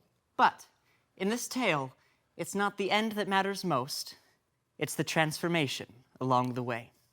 The Page Master by David Kirshner. Once upon a time. Have some more? And one for all. Oh, no. This is how scary movies start. A big building and huge scary doors and no adult supervision. We'll strike the sails. Look what the tide is dragged in. I do love a dramatic entrance. Oh, stop it. You are scaring him. You You're the books. Oh, honey, I'm so glad you noticed. I am hard to miss. But books don't talk. Oh, yet you were just screaming at a painting in the hallway. I wasn't screaming. Oh, you screamed. Listen, matey, the name be adventure. Treasure finding, sword swinging, swashbuckling legend. I am fantasy, enchantments, dragons, and flawless cheekbones. Hi, I'm horror. Ooh. You're horror? We know. Not Doesn't make scary any at sense. all. I'm really trying my best. Listen, it's been nice to meet you guys, but I really need to get out of this library and get back home. A library card. Okay, I know. Okay, yes, I'll ask him. So, listen, matey. We'd be happy to navigate you out of here, but there'd be one small favor we'd be asking in return. A favor? What kind of favor? Well, I was thinking you could check the lot of us out, you know? Well, not like, check us out. Though I get that a lot. But like, check a book out of a library. I'm coming too. Oh, okay. I'll check you out. Yes. But only if you help me get home. Oh, you got yourself a crew, Cap'n. Now, let's just have a look-see for our exit sign. Ahoy, matey! There, in the distance. It is the exit sign. Aye, lad. Right above that haunted house. Aye, laddie, the horror section. We'll begin with a spin, traveling in a world of my creation. Are you crazy? I'm not going in there. I'm afraid there's no other way out, sugar. No, you can't go in there. It's scary in there. It's just a house. 17% of all accidents happen inside of a house. Oh, I'm not afraid of nothing. I'm afraid. I'm afraid of the dark and dentists and cucumbers. Cucumbers? I know just how you feel. Oh, just stick close to me and you've got nothing to worry about. This way, mateys, and keep it quiet. I swear, if a ghost touches me, he better take me to dinner first. Shh. What? Hello? Is anybody home? Welcome to my humble abode. Hello there. Oh, hello there, Mr. Dr. Jekyll. Oh, you're a doctor? I derive no pleasure in telling you this, but you are in extreme danger. Even now, forces of evil lurk inside of this very room, waiting to strike. You see, all beings are possessed of both good and evil. Evil! But enough of that. Anyone care to join me for a drink? Listen, matey, I think we're all right. Too late!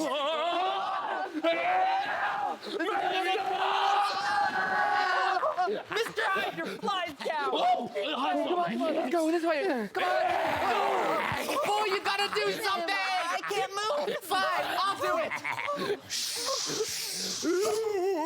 Let's get out of here. I couldn't do anything. I was useless. It's okay, Richard. I was twice as scared as you. Guys, I don't think I like this place. Oh, this way, mateys. Oh, there she be, boys. Do you smell it? Breathe it in, mateys. Oh, it's the land of adventure. And you'll be in a world of pure imagination. Welcome aboard, mateys. Is this boat safe? Oh, kid, there's not a craft afloat that's ever bested me. Yo, and a bottle of rum. Oh, I don't know about this. We should have stayed home where it was safe. Kid, a ship in port might be safe, but that's not what ships were made for. Oh, no. There, matey, in the distance. What is it? What's the problem? Oh, no. Good luck, kitty. It's him, Long John Silver.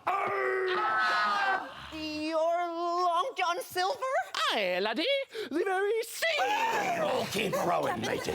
You'll make a fine captain, boy. I could use someone strong and brave for my crew. No, I'm not brave. Oh, if you touch one hair on that boy's head, I will slice your liver so fine it won't suit a party cracker. Oh, my. That's embarrassing. So small. Oh, well, a bit sensitive, aren't we? No matter. I'm not here for treasure. I'm here for a library card. This is my library card. You can't have it. Oh, yes, I can, boy. Whoa! You lost the card, you dolt! What to do? The sword, boy, grab that sword! No, boy, you ain't got the... Your mama drank bilge water. Careful, boy. Somebody could get hurt with that blade. I know someone could get hurt. 32% of all accidents are caused by knives or other sharp objects. What? Now go away.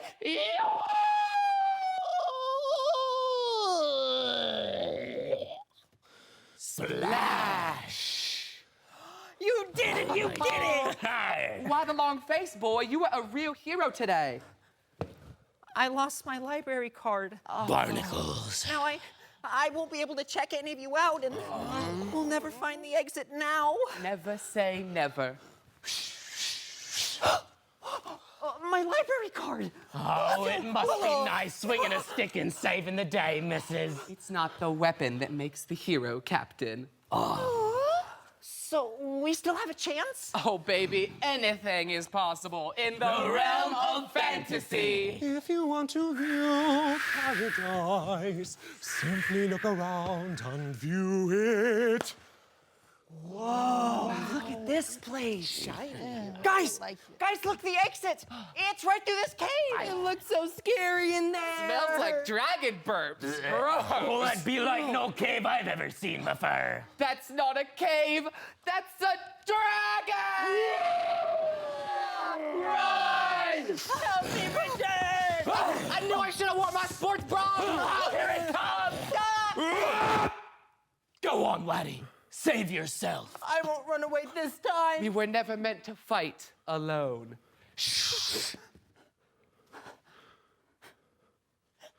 The old me would have run. But what about them? When in doubt, boy, look to the books. Look to the books. I am brave. I am brave. Go for the gizzard! Watch the tail! Get him! I am brave. By the authority of fiction, non-fiction, and the Dewey Decimal System, I hereby reshelve you. All was well. Happily ever after. The boy was changed. There's no life that I know to compare with pure imagination. Now, Richard, my boy, awake. The exit? Yes, my boy, it's this way. Wait, I forgot something. Oh, and what was that? Come with me. Oh, well, I'm sorry, but you can only check out 2 for today. Oh, no, but Mr. Dewey, I promised I'd check him out. You promised whom exactly? Him. I mean, please, Mr. Dewey, just this once. Just this once. And you'll be in a world of pure imagination. You see, I have a talent for knowing what people need. Just this once. Thank you. Well done, Richard.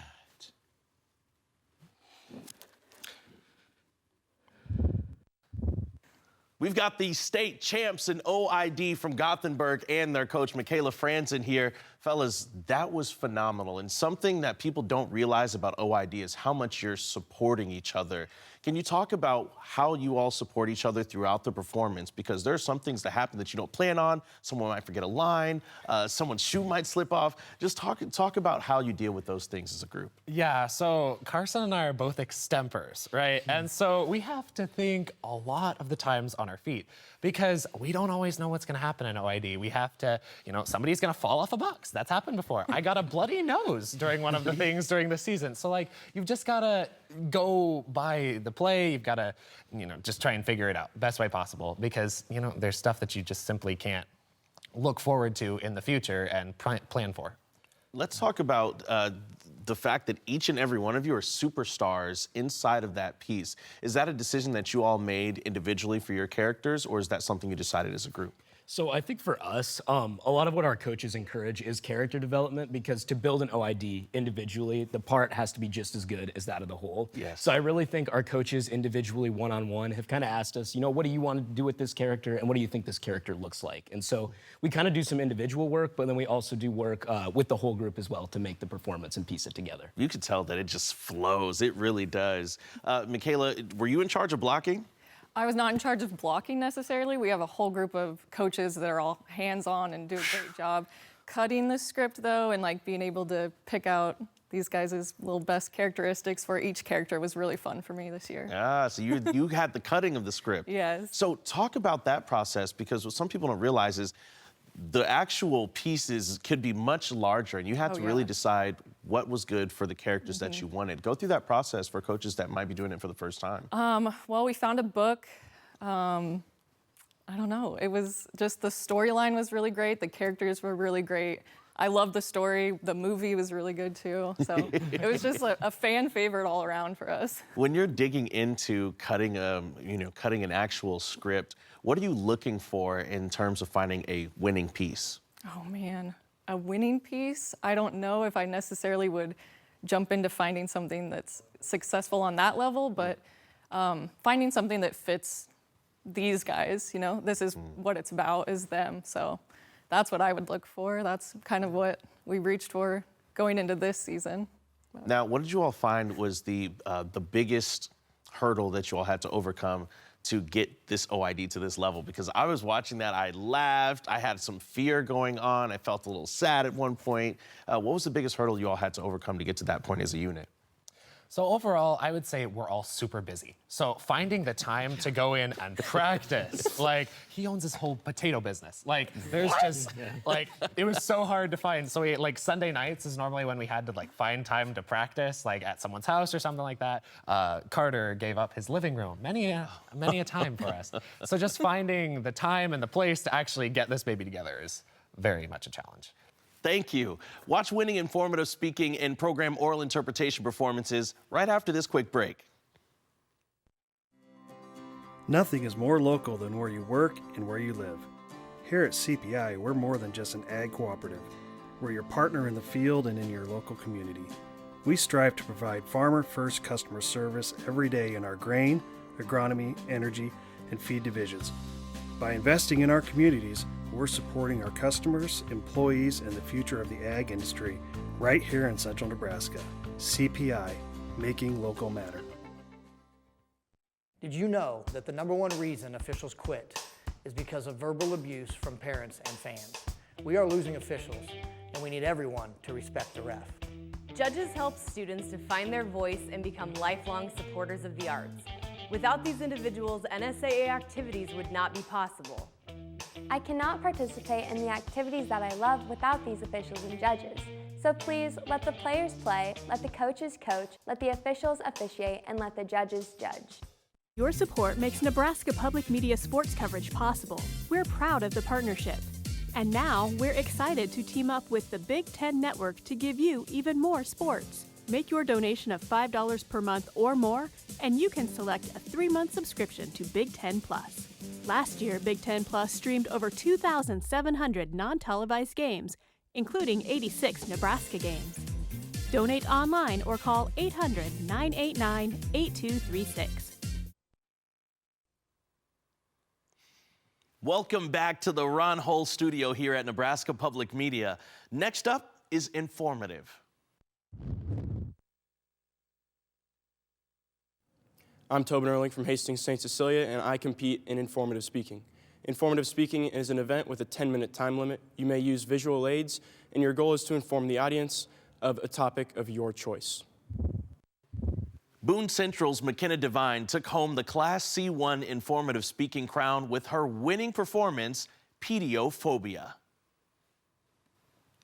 When I was a little girl, I had an absurd obsession with American Girl dolls, as so many little girls do. As I grew older, however, I began to notice this fascination slowly start to fade. Actually, my dolls began to really creep me out, and I stopped playing with them altogether. But I could still feel their eyes upon me, watching. What? Very funny, Eloise. You're gonna have to leave if you want me to finish this speech.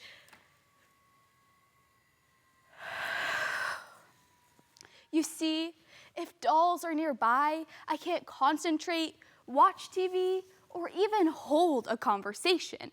Seriously, I can't even sleep with dolls in my room.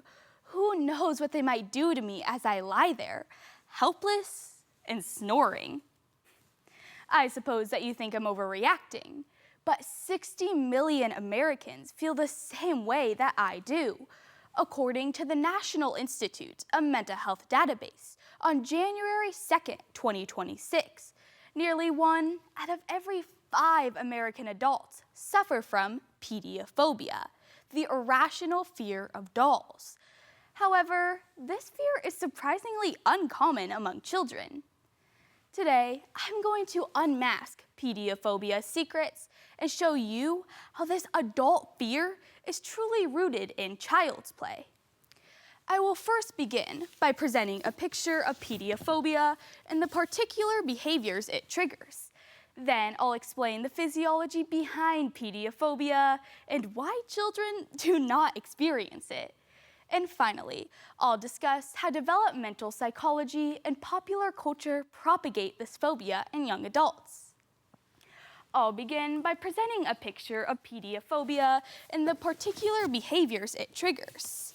It is important to first understand that, as stated by psychologist Dr. Timothy Legg in a March 2024 Healthline article, that pediophobia, the irrational fear of dolls, is a subtype of automatonophobia, the fear of human-like figures. Pediophobia is an increasingly critical area of study in today's world because of the rapid advancements of artificial intelligence and robotics intended for human interaction. Meet Aria, a prototype companion robot revealed at the Las Vegas Consumer Electronics Show in 2025. She would definitely trigger my pediophobia. That being said, dolls that talk or move and old-fashioned porcelain dolls are especially common triggers for phobia response behaviors. According to a 2019 Psychology Today article, phobia responses are so intense that they interfere with one's ability to function or perform daily tasks, and are actually anxiety disorders that cause a range of specific behaviors. According to the Mayo Clinic in June of 2023, these include sweating, dizziness, shortness of breath, rapid heart rate, chest pain, nausea, and a strong urge to escape. For example, someone who has pediophobia may start breathing fast, behave bizarrely, or even jump off a boat when taking a ride on It's a Small World at Disneyland, supposedly the happiest place on earth. Now that I've presented a picture of pediophobia and the particular behaviors it triggers, I will now explain the physiology behind pediophobia and why children do not experience it. You guessed it, it all starts in the brain. As stated by experimental psychologist Dr. Stephanie Jett in the October 14th, 2025 article, Why Do Dolls Creep Us Out? Neural processes within the brain evaluate the threat level of every object that we see. According to the Journal of Neuroscience in July of 2023, when a doll is seen, the image signals are passed from the visual cortex to the fusiform face area, a specialized region in the brain that selectively processes human faces and quickly evaluates how human-like the visual subject image appears. The image signals are also processed in the medial prefrontal cortex. This is where the threat detection occurs, and a specific likability evaluation of the image is integrated within neural signals. This is similar to how metadata is embedded within digital pictures. The amygdala simultaneously decides the best appropriate physical response. According to the Journal of Molecular Psychiatry in July of 2025, the amygdala regulates fight or flight fear responses.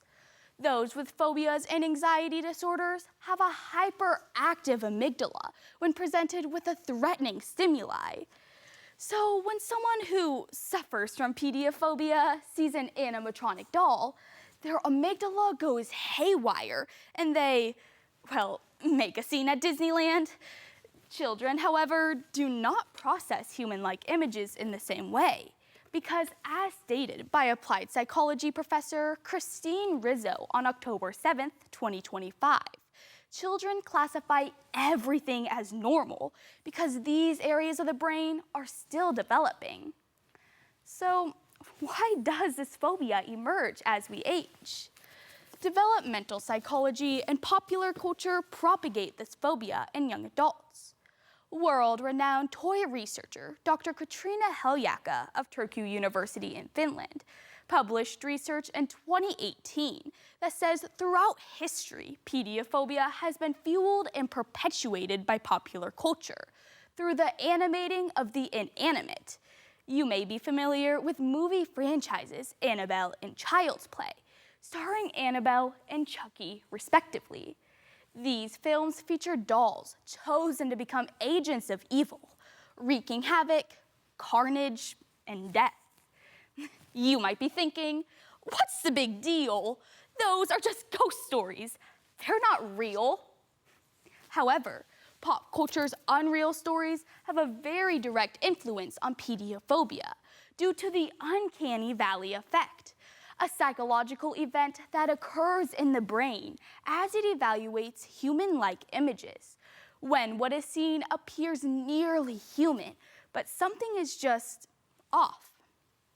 Alex Hughes explains in the April 2022 edition of Science Focus that conflict occurs when robots or dolls look more like humans because the brain strains to reconcile the perceived reality against what it knows to be true.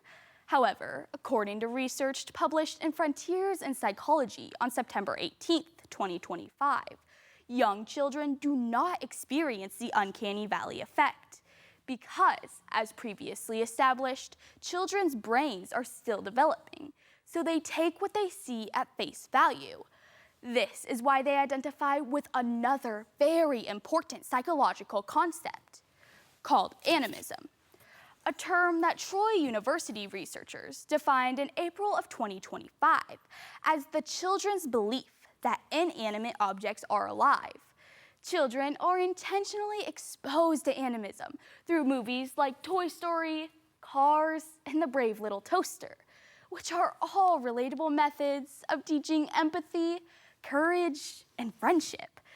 However, as children transition into adolescence, their developing brains more accurately evaluate human-like images, but they remain heavily influenced by those earlier animism-laden movies. Ultimately, it is during this crucial time of psychological transition in young adults that pediophobia can take hold, especially with the influence of pop culture themes, where the animism of dolls functions for the main vehicle of suspense, horror, and evil. Now that pediophobia secrets have been unmasked, you can see how this adult fear is truly rooted in child's play. I first began by presenting a picture of pediophobia and the particular behaviors it triggers. Then I explained the physiology behind pediophobia and why children do not experience it. And finally, I discussed how developmental psychology and popular culture propagate this phobia in young adults. If you've abandoned a beloved Barbie or your G.I. Joes, but didn't quite understand why, then I advise avoiding those newly available companion robots. Maybe you did not simply outgrow your childhood playthings after all. You just didn't want them plotting your demise while you sleep. Trust me, you made the right decision. I'm here with state champ McKenna Devine and coach Joel Supp. McKenna, first, congratulations on the state win. Secondly, we got to talk about your VAs. I have never seen someone use an actual mechanical arm with the robotic what's not. How did you come up with that? It was really all my dad. He put it all together. Yeah, took him quite some time. I bet. It looked amazing. And judges had no problem with it throughout the season. No, they didn't. Not that I know of. I think it's really great innovation. Is it heavy for you to carry around? No, I have a little wheel thing that I carry around with me. Oh, that's what it is. Yes. So we landed on dolls, right? What is it called? Pediophobia. Pediophobia. Right. Yep. I've never heard of that. Are you actually scared of dolls? Yeah, I am. You got the creepiest one popping up behind you. Why did you choose this one to go forward with, even though you're afraid of dolls? Well, actually, it began as an entertainment topic. Okay. I was gonna be like how I was afraid of dolls, and it was gonna be like the secret life of toys. And, Yes. and then we did some research, and we figured out that it was actually a very interesting topic, and there was so much information on it, and we decided it's an inform. Yeah. So. Joel, how did you come to that decision, right? This wasn't entertainment. This can now be an inform, because I know there's a fine line there. So it was kind of a team effort. McKenna did just a ton of research on this. She talked about her dad previously. Her dad's one of our assistant coaches. Oh, awesome. And so once they really dug into that thing, I think maybe they were thinking persuasive and then settled on inform. But it would have made a great entertainment topic too. I think this would be really well received in any category that you put it in. That state win is very well deserved. Yes. Congratulations. Thank you. And thanks for joining me. Yes, thank you. Hey, next up, program oral interpretation.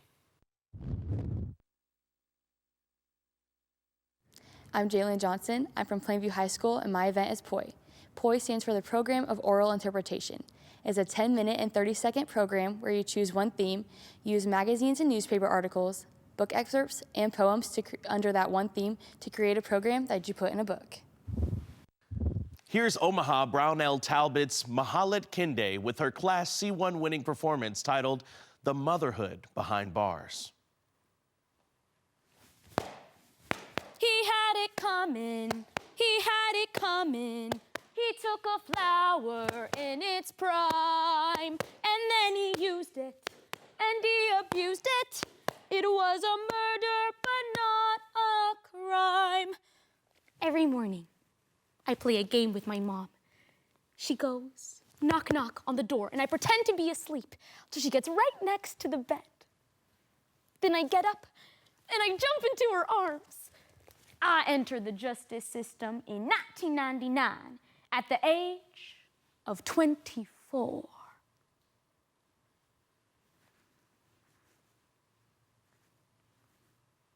I'm now 50, having been locked up for a lot longer than I was free. Man, I've missed out on a lot. Is that Eva? Girl, you grew up so fast. What grade you in? 7th grade? She's in 8th grade. Wow. Boys must be all over you. I'm so glad you came to see me, baby. I missed you. I think about you every day that I'm in here. You know that, right? And my mom, she tells me I love you. We share a game. Shh. Knock, knock. Only one day. The knock never comes. I wait.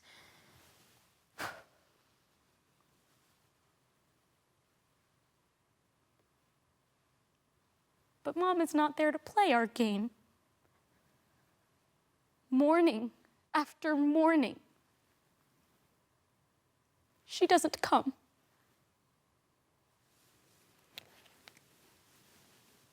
Incarcerated mothers go through indescribable struggles to maintain relationships with their children. Many are separated from their kids soon after birth, which can permanently sever maternal bonds.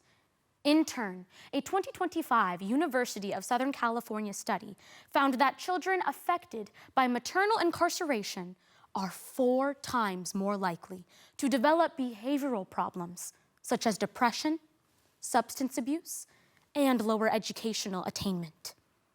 No child should ever have to experience these obstacles, and mothers in the justice system do not deserve to be deprived of respect, recognition, and more importantly, their own child.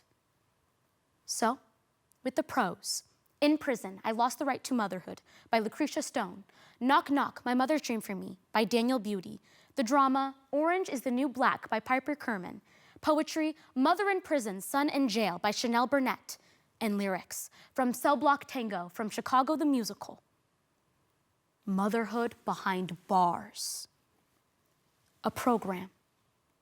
Because even locked up, the hardest sentence is separation. At 24, I was labeled a violent murderer and sentenced to the maximum of 90 years to life. There I was, standing in the kitchen, carving up a chicken for dinner, minding my own business, when in storms my husband, Wilbur, in a jealous rage. "You've been screwing the milkman," he says. Oh, he was crazy, and he kept on screaming, "You've been screwing the milkman." And then he ran into my knife. He ran into my knife 10 times. They're gonna paint me as some psycho, you hear me? Are you listening? Ignore those sirens.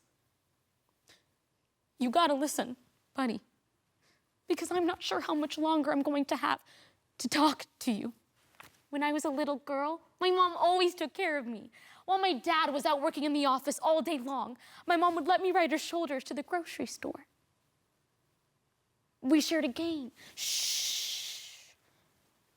Knock, knock.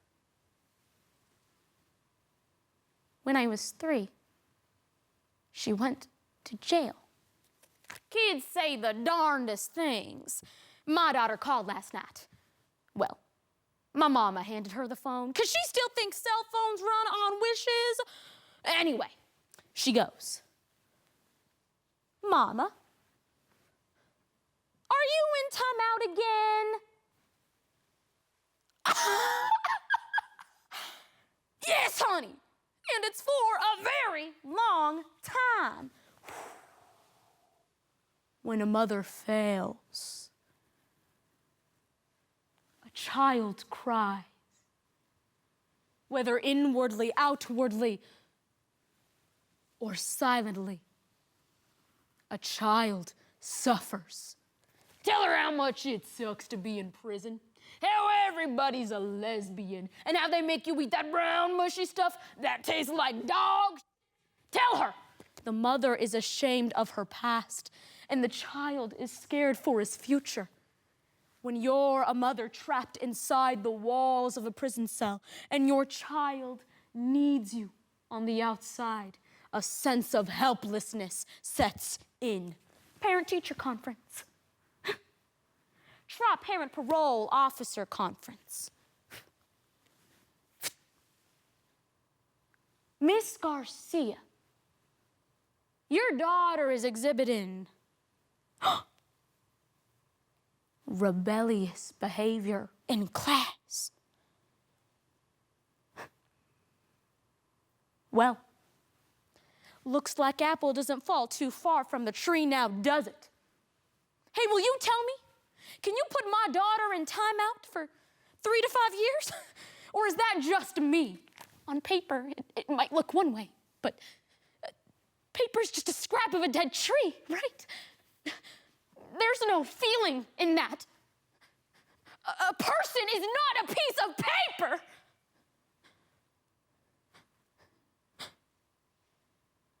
Why are you looking at me like I'm crazy? I'm not crazy. I mean, I'm crazy with love for you. Crazy love, mad love, love, love, love, love. I love you.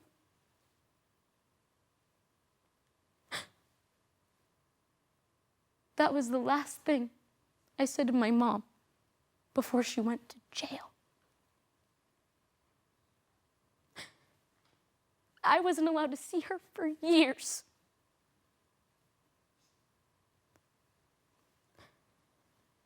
As I got older, I realized the importance of acknowledging the void created by her absence. The deepest despair a mother can ever face is knowing that her child needs her, and there is nothing she can do to help. Now that is the single and absolute worst feeling one could ever experience. Later, I realized how many of my classmates were also dealing with the loss of a mother from going to jail, divorce, or even death. This is my story, to offer hope that every motherless child can still have the most beautiful life possible. Yo, you're hilarious. Eva, honey, why don't you ask Grandma over here what she's doing to get food on the table? You think she makes all that money with the milkshake she sells? Dea, don't you even know. Tell her. Tell her how you're selling dope so she could have a better life, not like the one that I got. But you know what? I'm better off anyway. I run this place, and you? All I needed was to get away from you. And your lessons. Some mothers get breakfast in bed. My culinary experience consists of last week's bologna, handed to you with the warmth of an IRS audit and an apple on the side. They call it institutional food. Because you need help after you eat it.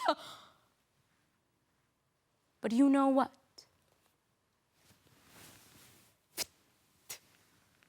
Every time I get one of my daughter's drawings sent to me, I think, yep, she's resilient. She gets that from me.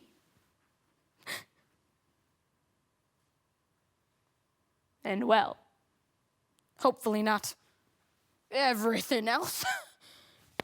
If you'd have been there, if you'd have seen it, I bet you would have done the same.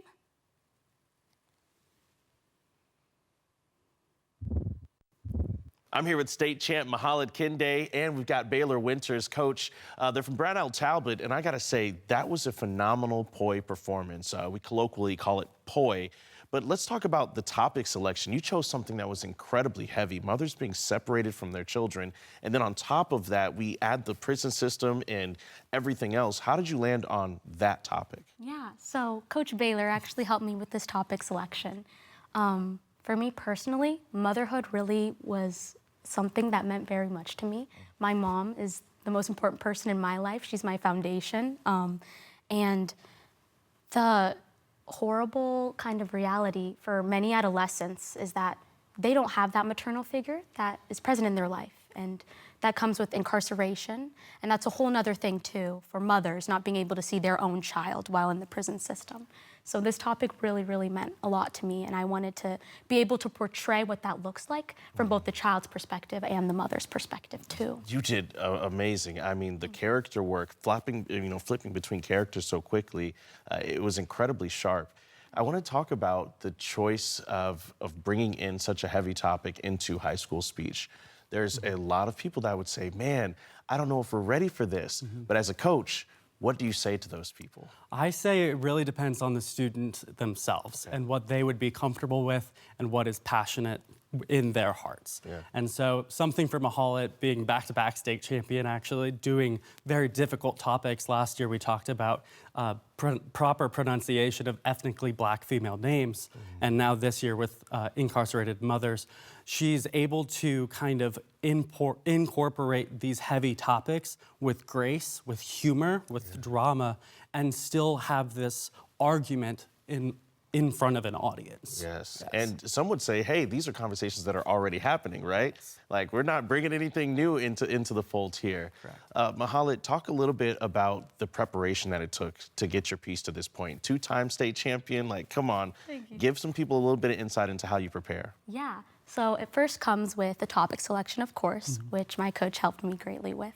And then it comes into finding what kinds of pieces would really add to that and what would be most meaningful and what would serve purpose to this topic and do it real justice. And then within those selections from different kinds of pieces, with Poi, it's fantastic because you can pick whatever kinds of forms of media you want, dramas, poetries, songs, anything, prose. And with each of those pieces, it's determining what kind of character you want with that. How do they stand? How do they talk? What emotion are they feeling in that specific part? And then arranging those pieces, how it would most be meaningful and serve purpose to the theme. Well, you definitely showcased the best of what Nebraska has to offer in Poi. Thank you so much for joining me. Hey, congratulations. Thank you so much. Let's take one last quick break. Persuasive speaking and oral interpretation of serious prose are next. We'll be right back.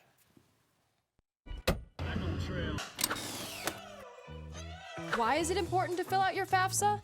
First off, it's how you apply for federal, state, and most college-based financial aid. It's easier to fill out than you think. Start college on the right track. You don't have to pay for college on your own. Education Quest is here to help. For more information, go to educationquest.org. At Nebraska Public Media, we're proud of our sports coverage. Your support makes it possible. And now, we're excited to partner with the Big Ten Network to give you even more sports. Make your donation of $5 a month or more, and you can select a 3-month subscription to Big Ten Plus. Last year, Big Ten Plus streamed over 2,700 non-televised games, including 86 Nebraska games. Donate online or call 800-989-8236. Hey, welcome back. I hope you're having as much fun as I am because this is phenomenal. Hey, coming up next is our category, Persuasive Speaking. Hi, my name is Hayden Valentine. I am a student at David City Public High School. I do persuasive speaking. Persuasive is when you find a topic that you're super passionate about, that you want to teach other people about and hope to give them some more information about that topic. There's a 10-minute time limit and you cannot use any visual aids. Here's Papillion La Vista South's Laura England with her Class A winning persuasive speech, A Long Story Short. Catchy attention getter. Transition, first point, second point, third point, transition, conclusion. That's my speech. Thank you for judging. Wait, please don't stop the timer. That wasn't actually my whole speech. That wasn't really a speech at all. It was a summary. And though quick and easy, I think we can all agree. Summaries can't replace what they summarize. When I put it like that, it sounds like common sense. But one glance at your Instagram feed, your ChatGPT history, or the inescapable AI overviews on every Google page proves it isn't. We love to make a long story short. And though we may not be replacing speech tournaments with summary tournaments, summaries are starting to replace our intellect and our agency. Let me summarize the rest of my speech.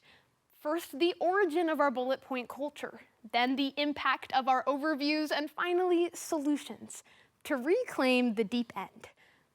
I am a speech kid, which means I treasure the value words have when they go beyond surface level.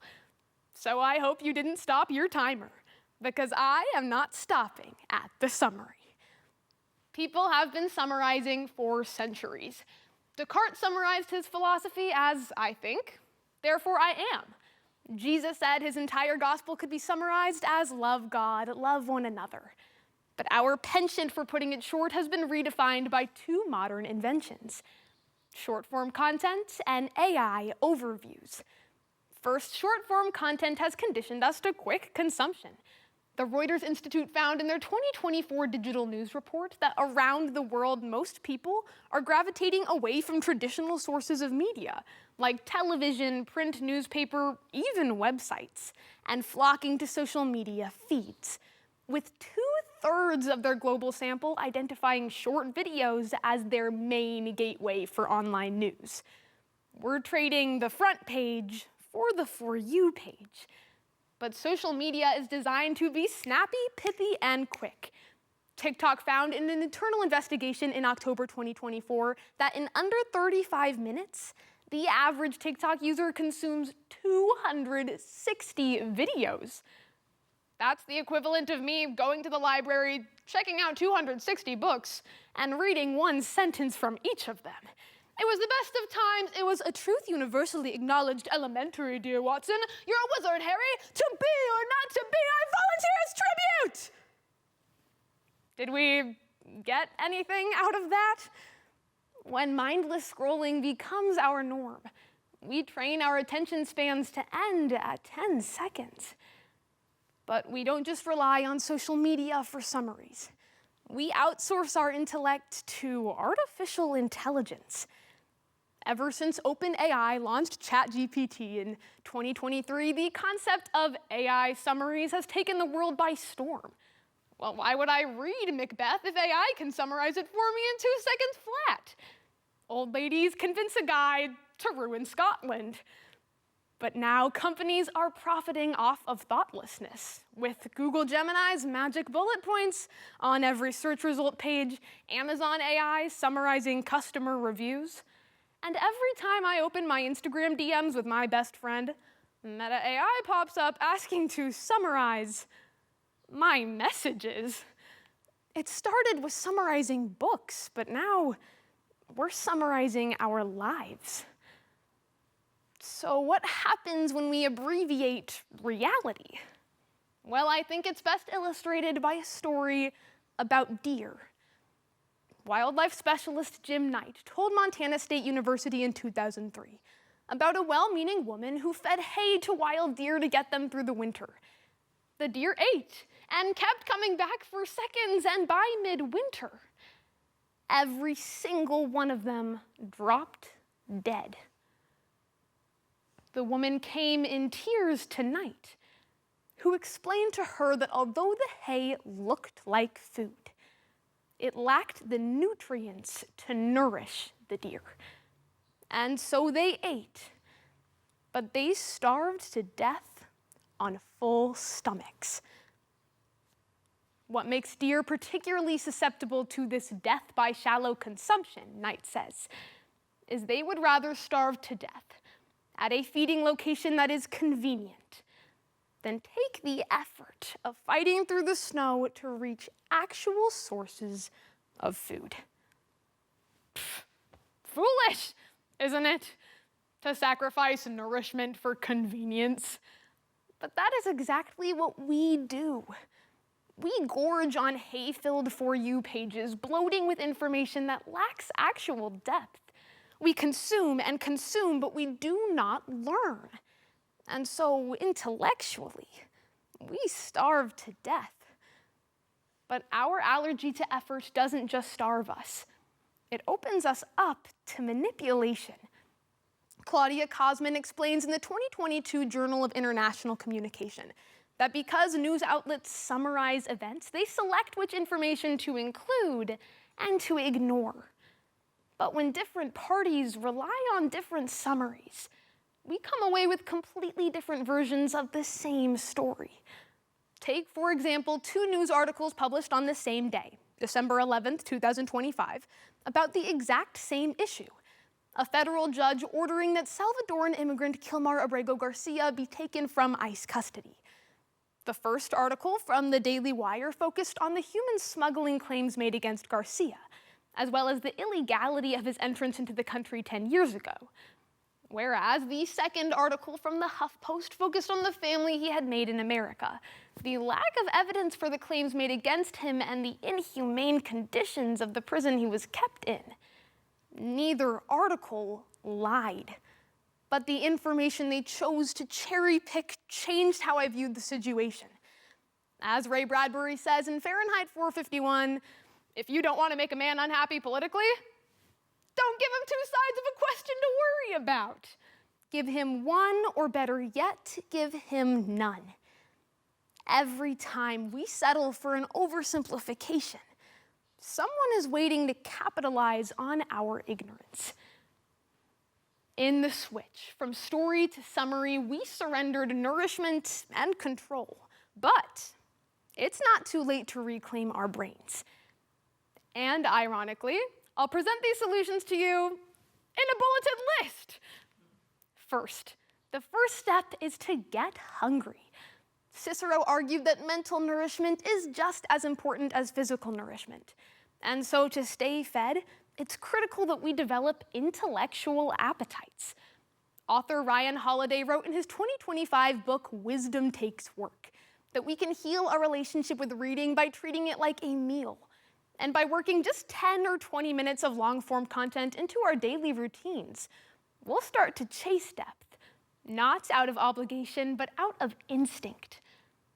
The greatest example in my life of somebody with a ravenous intellectual appetite is my dad. Whether he's poring over a novel or the instruction manual to a really intense board game, my dad has never settled for surface level. And though we roll our eyes when he takes so long reading every plaque at a museum, he raised me to deep dive by default. And now I write speeches for fun.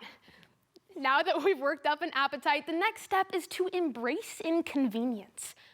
Socrates taught that the only way to transcend the boundaries of our ignorance is mental struggle, which means next time you struggle to understand something, resist the urge to open ChatGPT.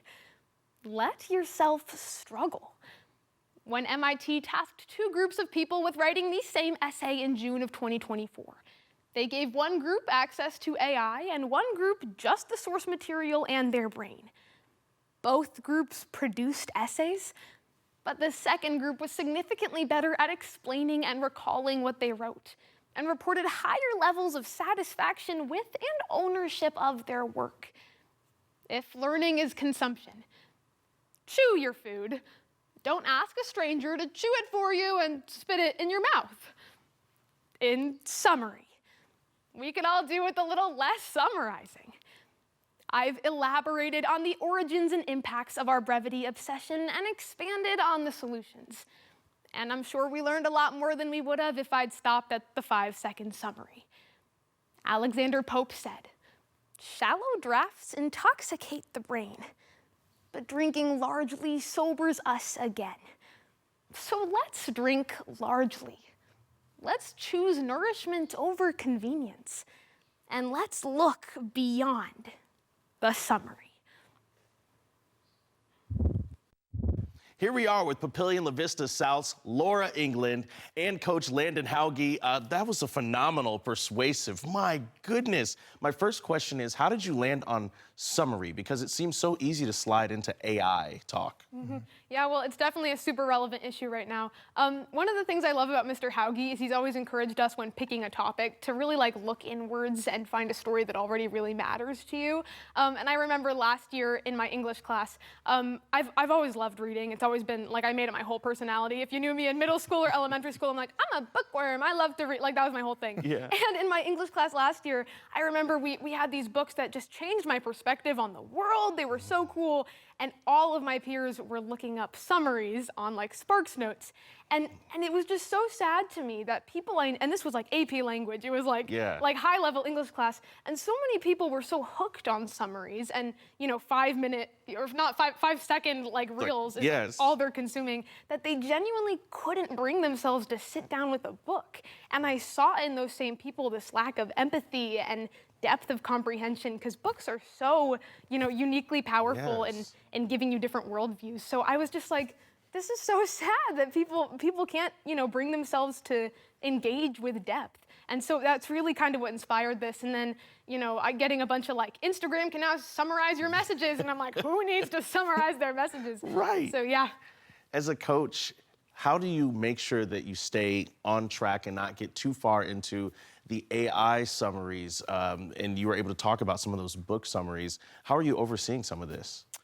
Well, I think the biggest thing is being able to just sit down with Laura, talk through the ideas, talk through the concepts, and always keep reminding of focus, always keep reminding of what is the main issue at point here, and just keeping, okay, what exactly are we saying? What's the precise point? And just going over it together. I noticed that you had some really specific word choices throughout, and you did just mention the AP English, the high-level English class. Talk about your choice to pick certain words for certain parts, because I just kept picking up things like the allergy. You said the allergy to, what was it? The allergy to effort. Yes, the allergy to effort, or, you know, the baby bird with the mouth, right? The way you used words was so phenomenal in this piece. Talk about why you chose to dive in like that.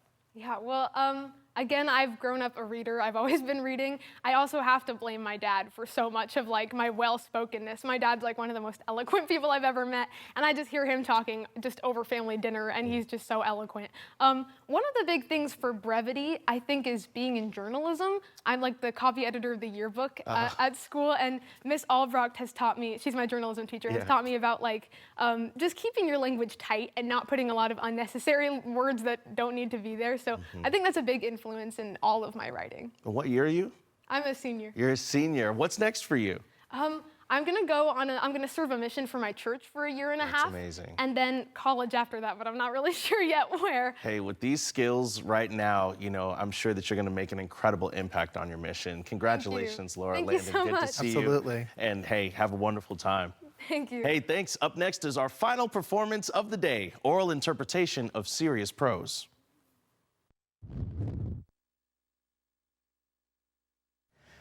My name is Carter Kinchlow. I'm from Gothenburg Public Schools, and I'm in Serious Prose.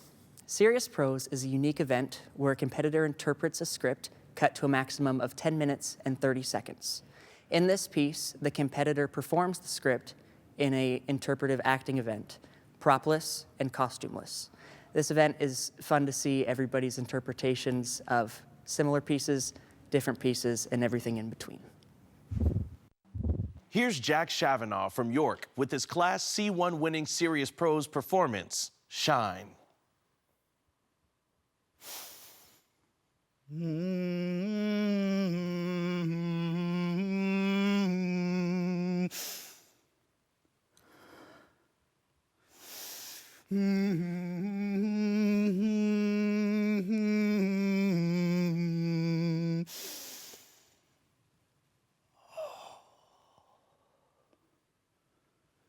You see, people think music is all about the notes. Black notes, white notes, neat little armies dancing across a page.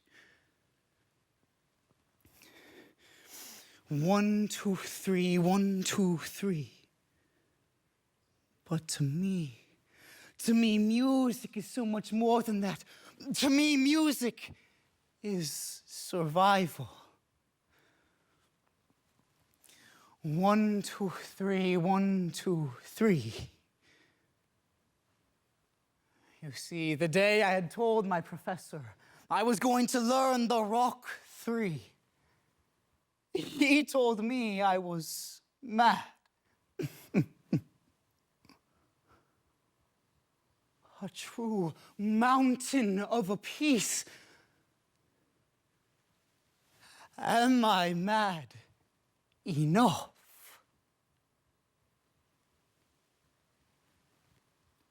Franz Liszt once said, "Mournful and yet grand is the destiny of the artist."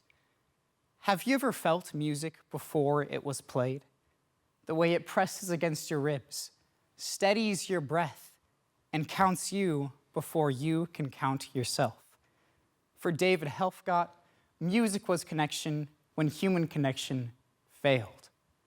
Under the strain of an overbearing father, relentless pressure, and emotional isolation, he developed schizoaffective disorder. Many frame his real-life story as genius or madness, but at its core, it's about survival. When the world demands us to be quiet, David teaches us to make our voices heard, one note at a time. 1, 2, 3. Shine by David Helfgott. You see, I didn't always used to be this way. No, I didn't used to be this way. I was a little boy once. My fingers too small for the piano. It would run away from me while I played it like it was frightened. But I wasn't frightened. No, I would stand up if I had to because stopping was worse. And even then, at an early age, I would talk as I played. 1, 2, 3. And Dad used to say, "Life is cruel." When I was a boy, I bought a violin, a beautiful violin. You see, I had saved for this violin. Do you know what happened to it? My father smashed it. You're a lucky boy, David.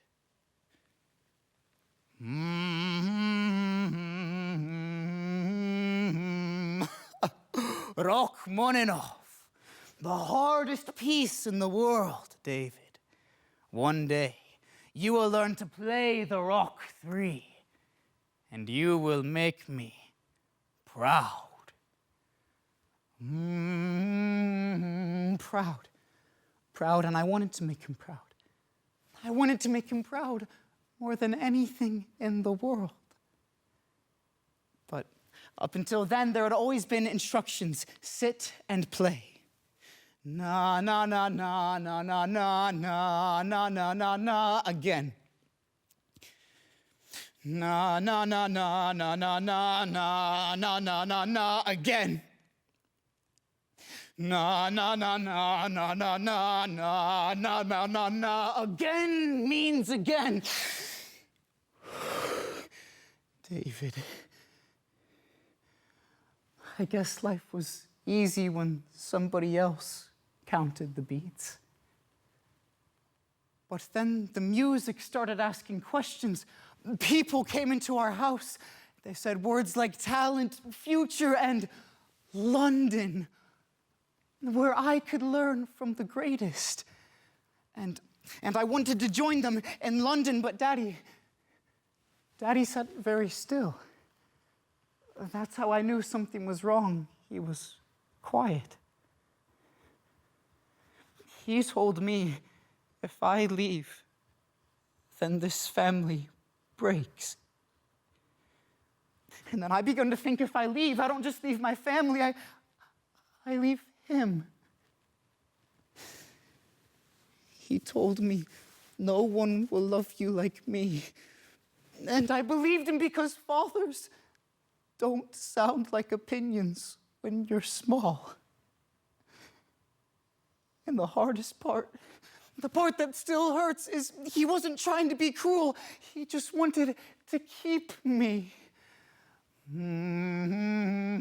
David, what do you think will happen to you in London?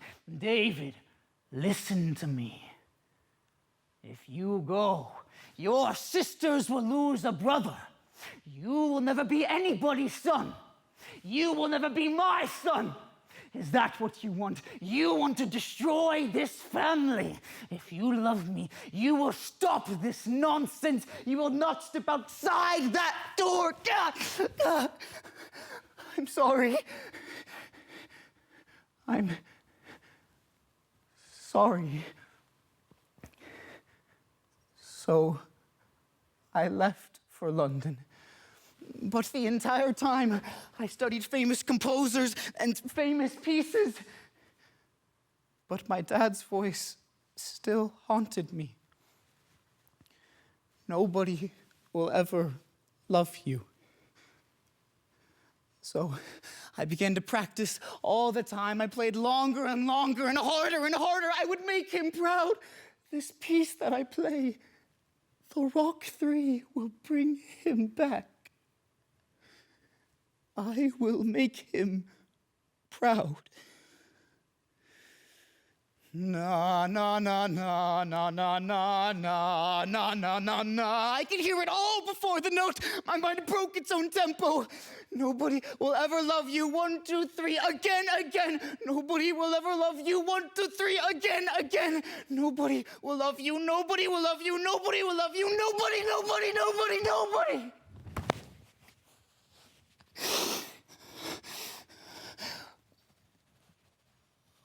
But then I hear the applause. The Rachmaninoff is completed. I am mad enough to climb the mountain. On that stage, I was free, I was flying. But then suddenly, crack, something split open. I can hear them calling my name, David, David, David, but it sounds so distant, like it's coming through water. They pick me up, careful, like I'm made out of glass. I want to tell them I'm sorry. I want to tell the piano I didn't mean to leave so suddenly. They say I collapsed, but to me it felt like I fell inward, like the music had taken the last part of me it wanted. It's the destiny of the artist. It always has been, and it always will be. But we survive. I can still hear him sometimes. Dad, I hear him say, survive. And I do. With every note, with every wrong note, I survive. So I am not Liszt, I am not Mozart, not even Rachmaninoff. I am David. I'm still here. I survived. And I'm still playing. What do you think? Was it worth it?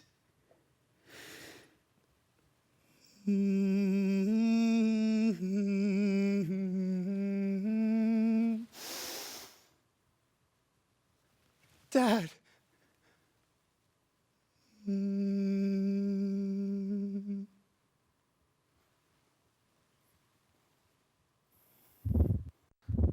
I'm here with state champ Jack Chavanaugh and Coach Elias Dahlman.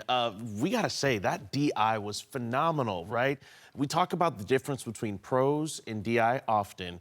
DI, you've got the character that you're building. Talk about the process of digging into that specific character. So for building the character, I had first discovered him by watching the movie Shine. And it's just his mannerisms, it's incredible to watch. And then I had discovered about his real life story, so I found videos of him online, and I watched him perform the Rock 3 and just many other piano pieces. And when he plays, he's just constantly in his own world. So I kind of tried to take my own personal experience with playing music and hard work and speech. And I said, how could I channel that into his personality? So that's how I built that character. Elias, watching this come to life has to be a lot of fun. How do you guide someone as they work their way through developing a character? Absolutely. Well, we always want an element of universality and that empathetic appeal, and Jack does that really nicely in the way he portrays his character. Jack is an artist in every part of his life. It's very evident. In his other event, also a state-winning OID, he originally composed all the music in that production as well. So he is truly brilliant. What year are you? I'm a junior. You're a junior, so we get one more year. One more year. Look, we're gonna be keeping our eyes on you. Sounds good. Congratulations, and thank you so much for being here with us. Thank you. Hey, thank you. 11 great performances from some phenomenal students. If you missed any or you want to go watch it again like me, go to nebraskapublicmedia.org or Nebraska Public Media's YouTube channel. For the NSAA and our entire Nebraska Public Media production crew, I'm Dwayne Taylor. Thank you for watching NSAA Speech Championships Best of the Best.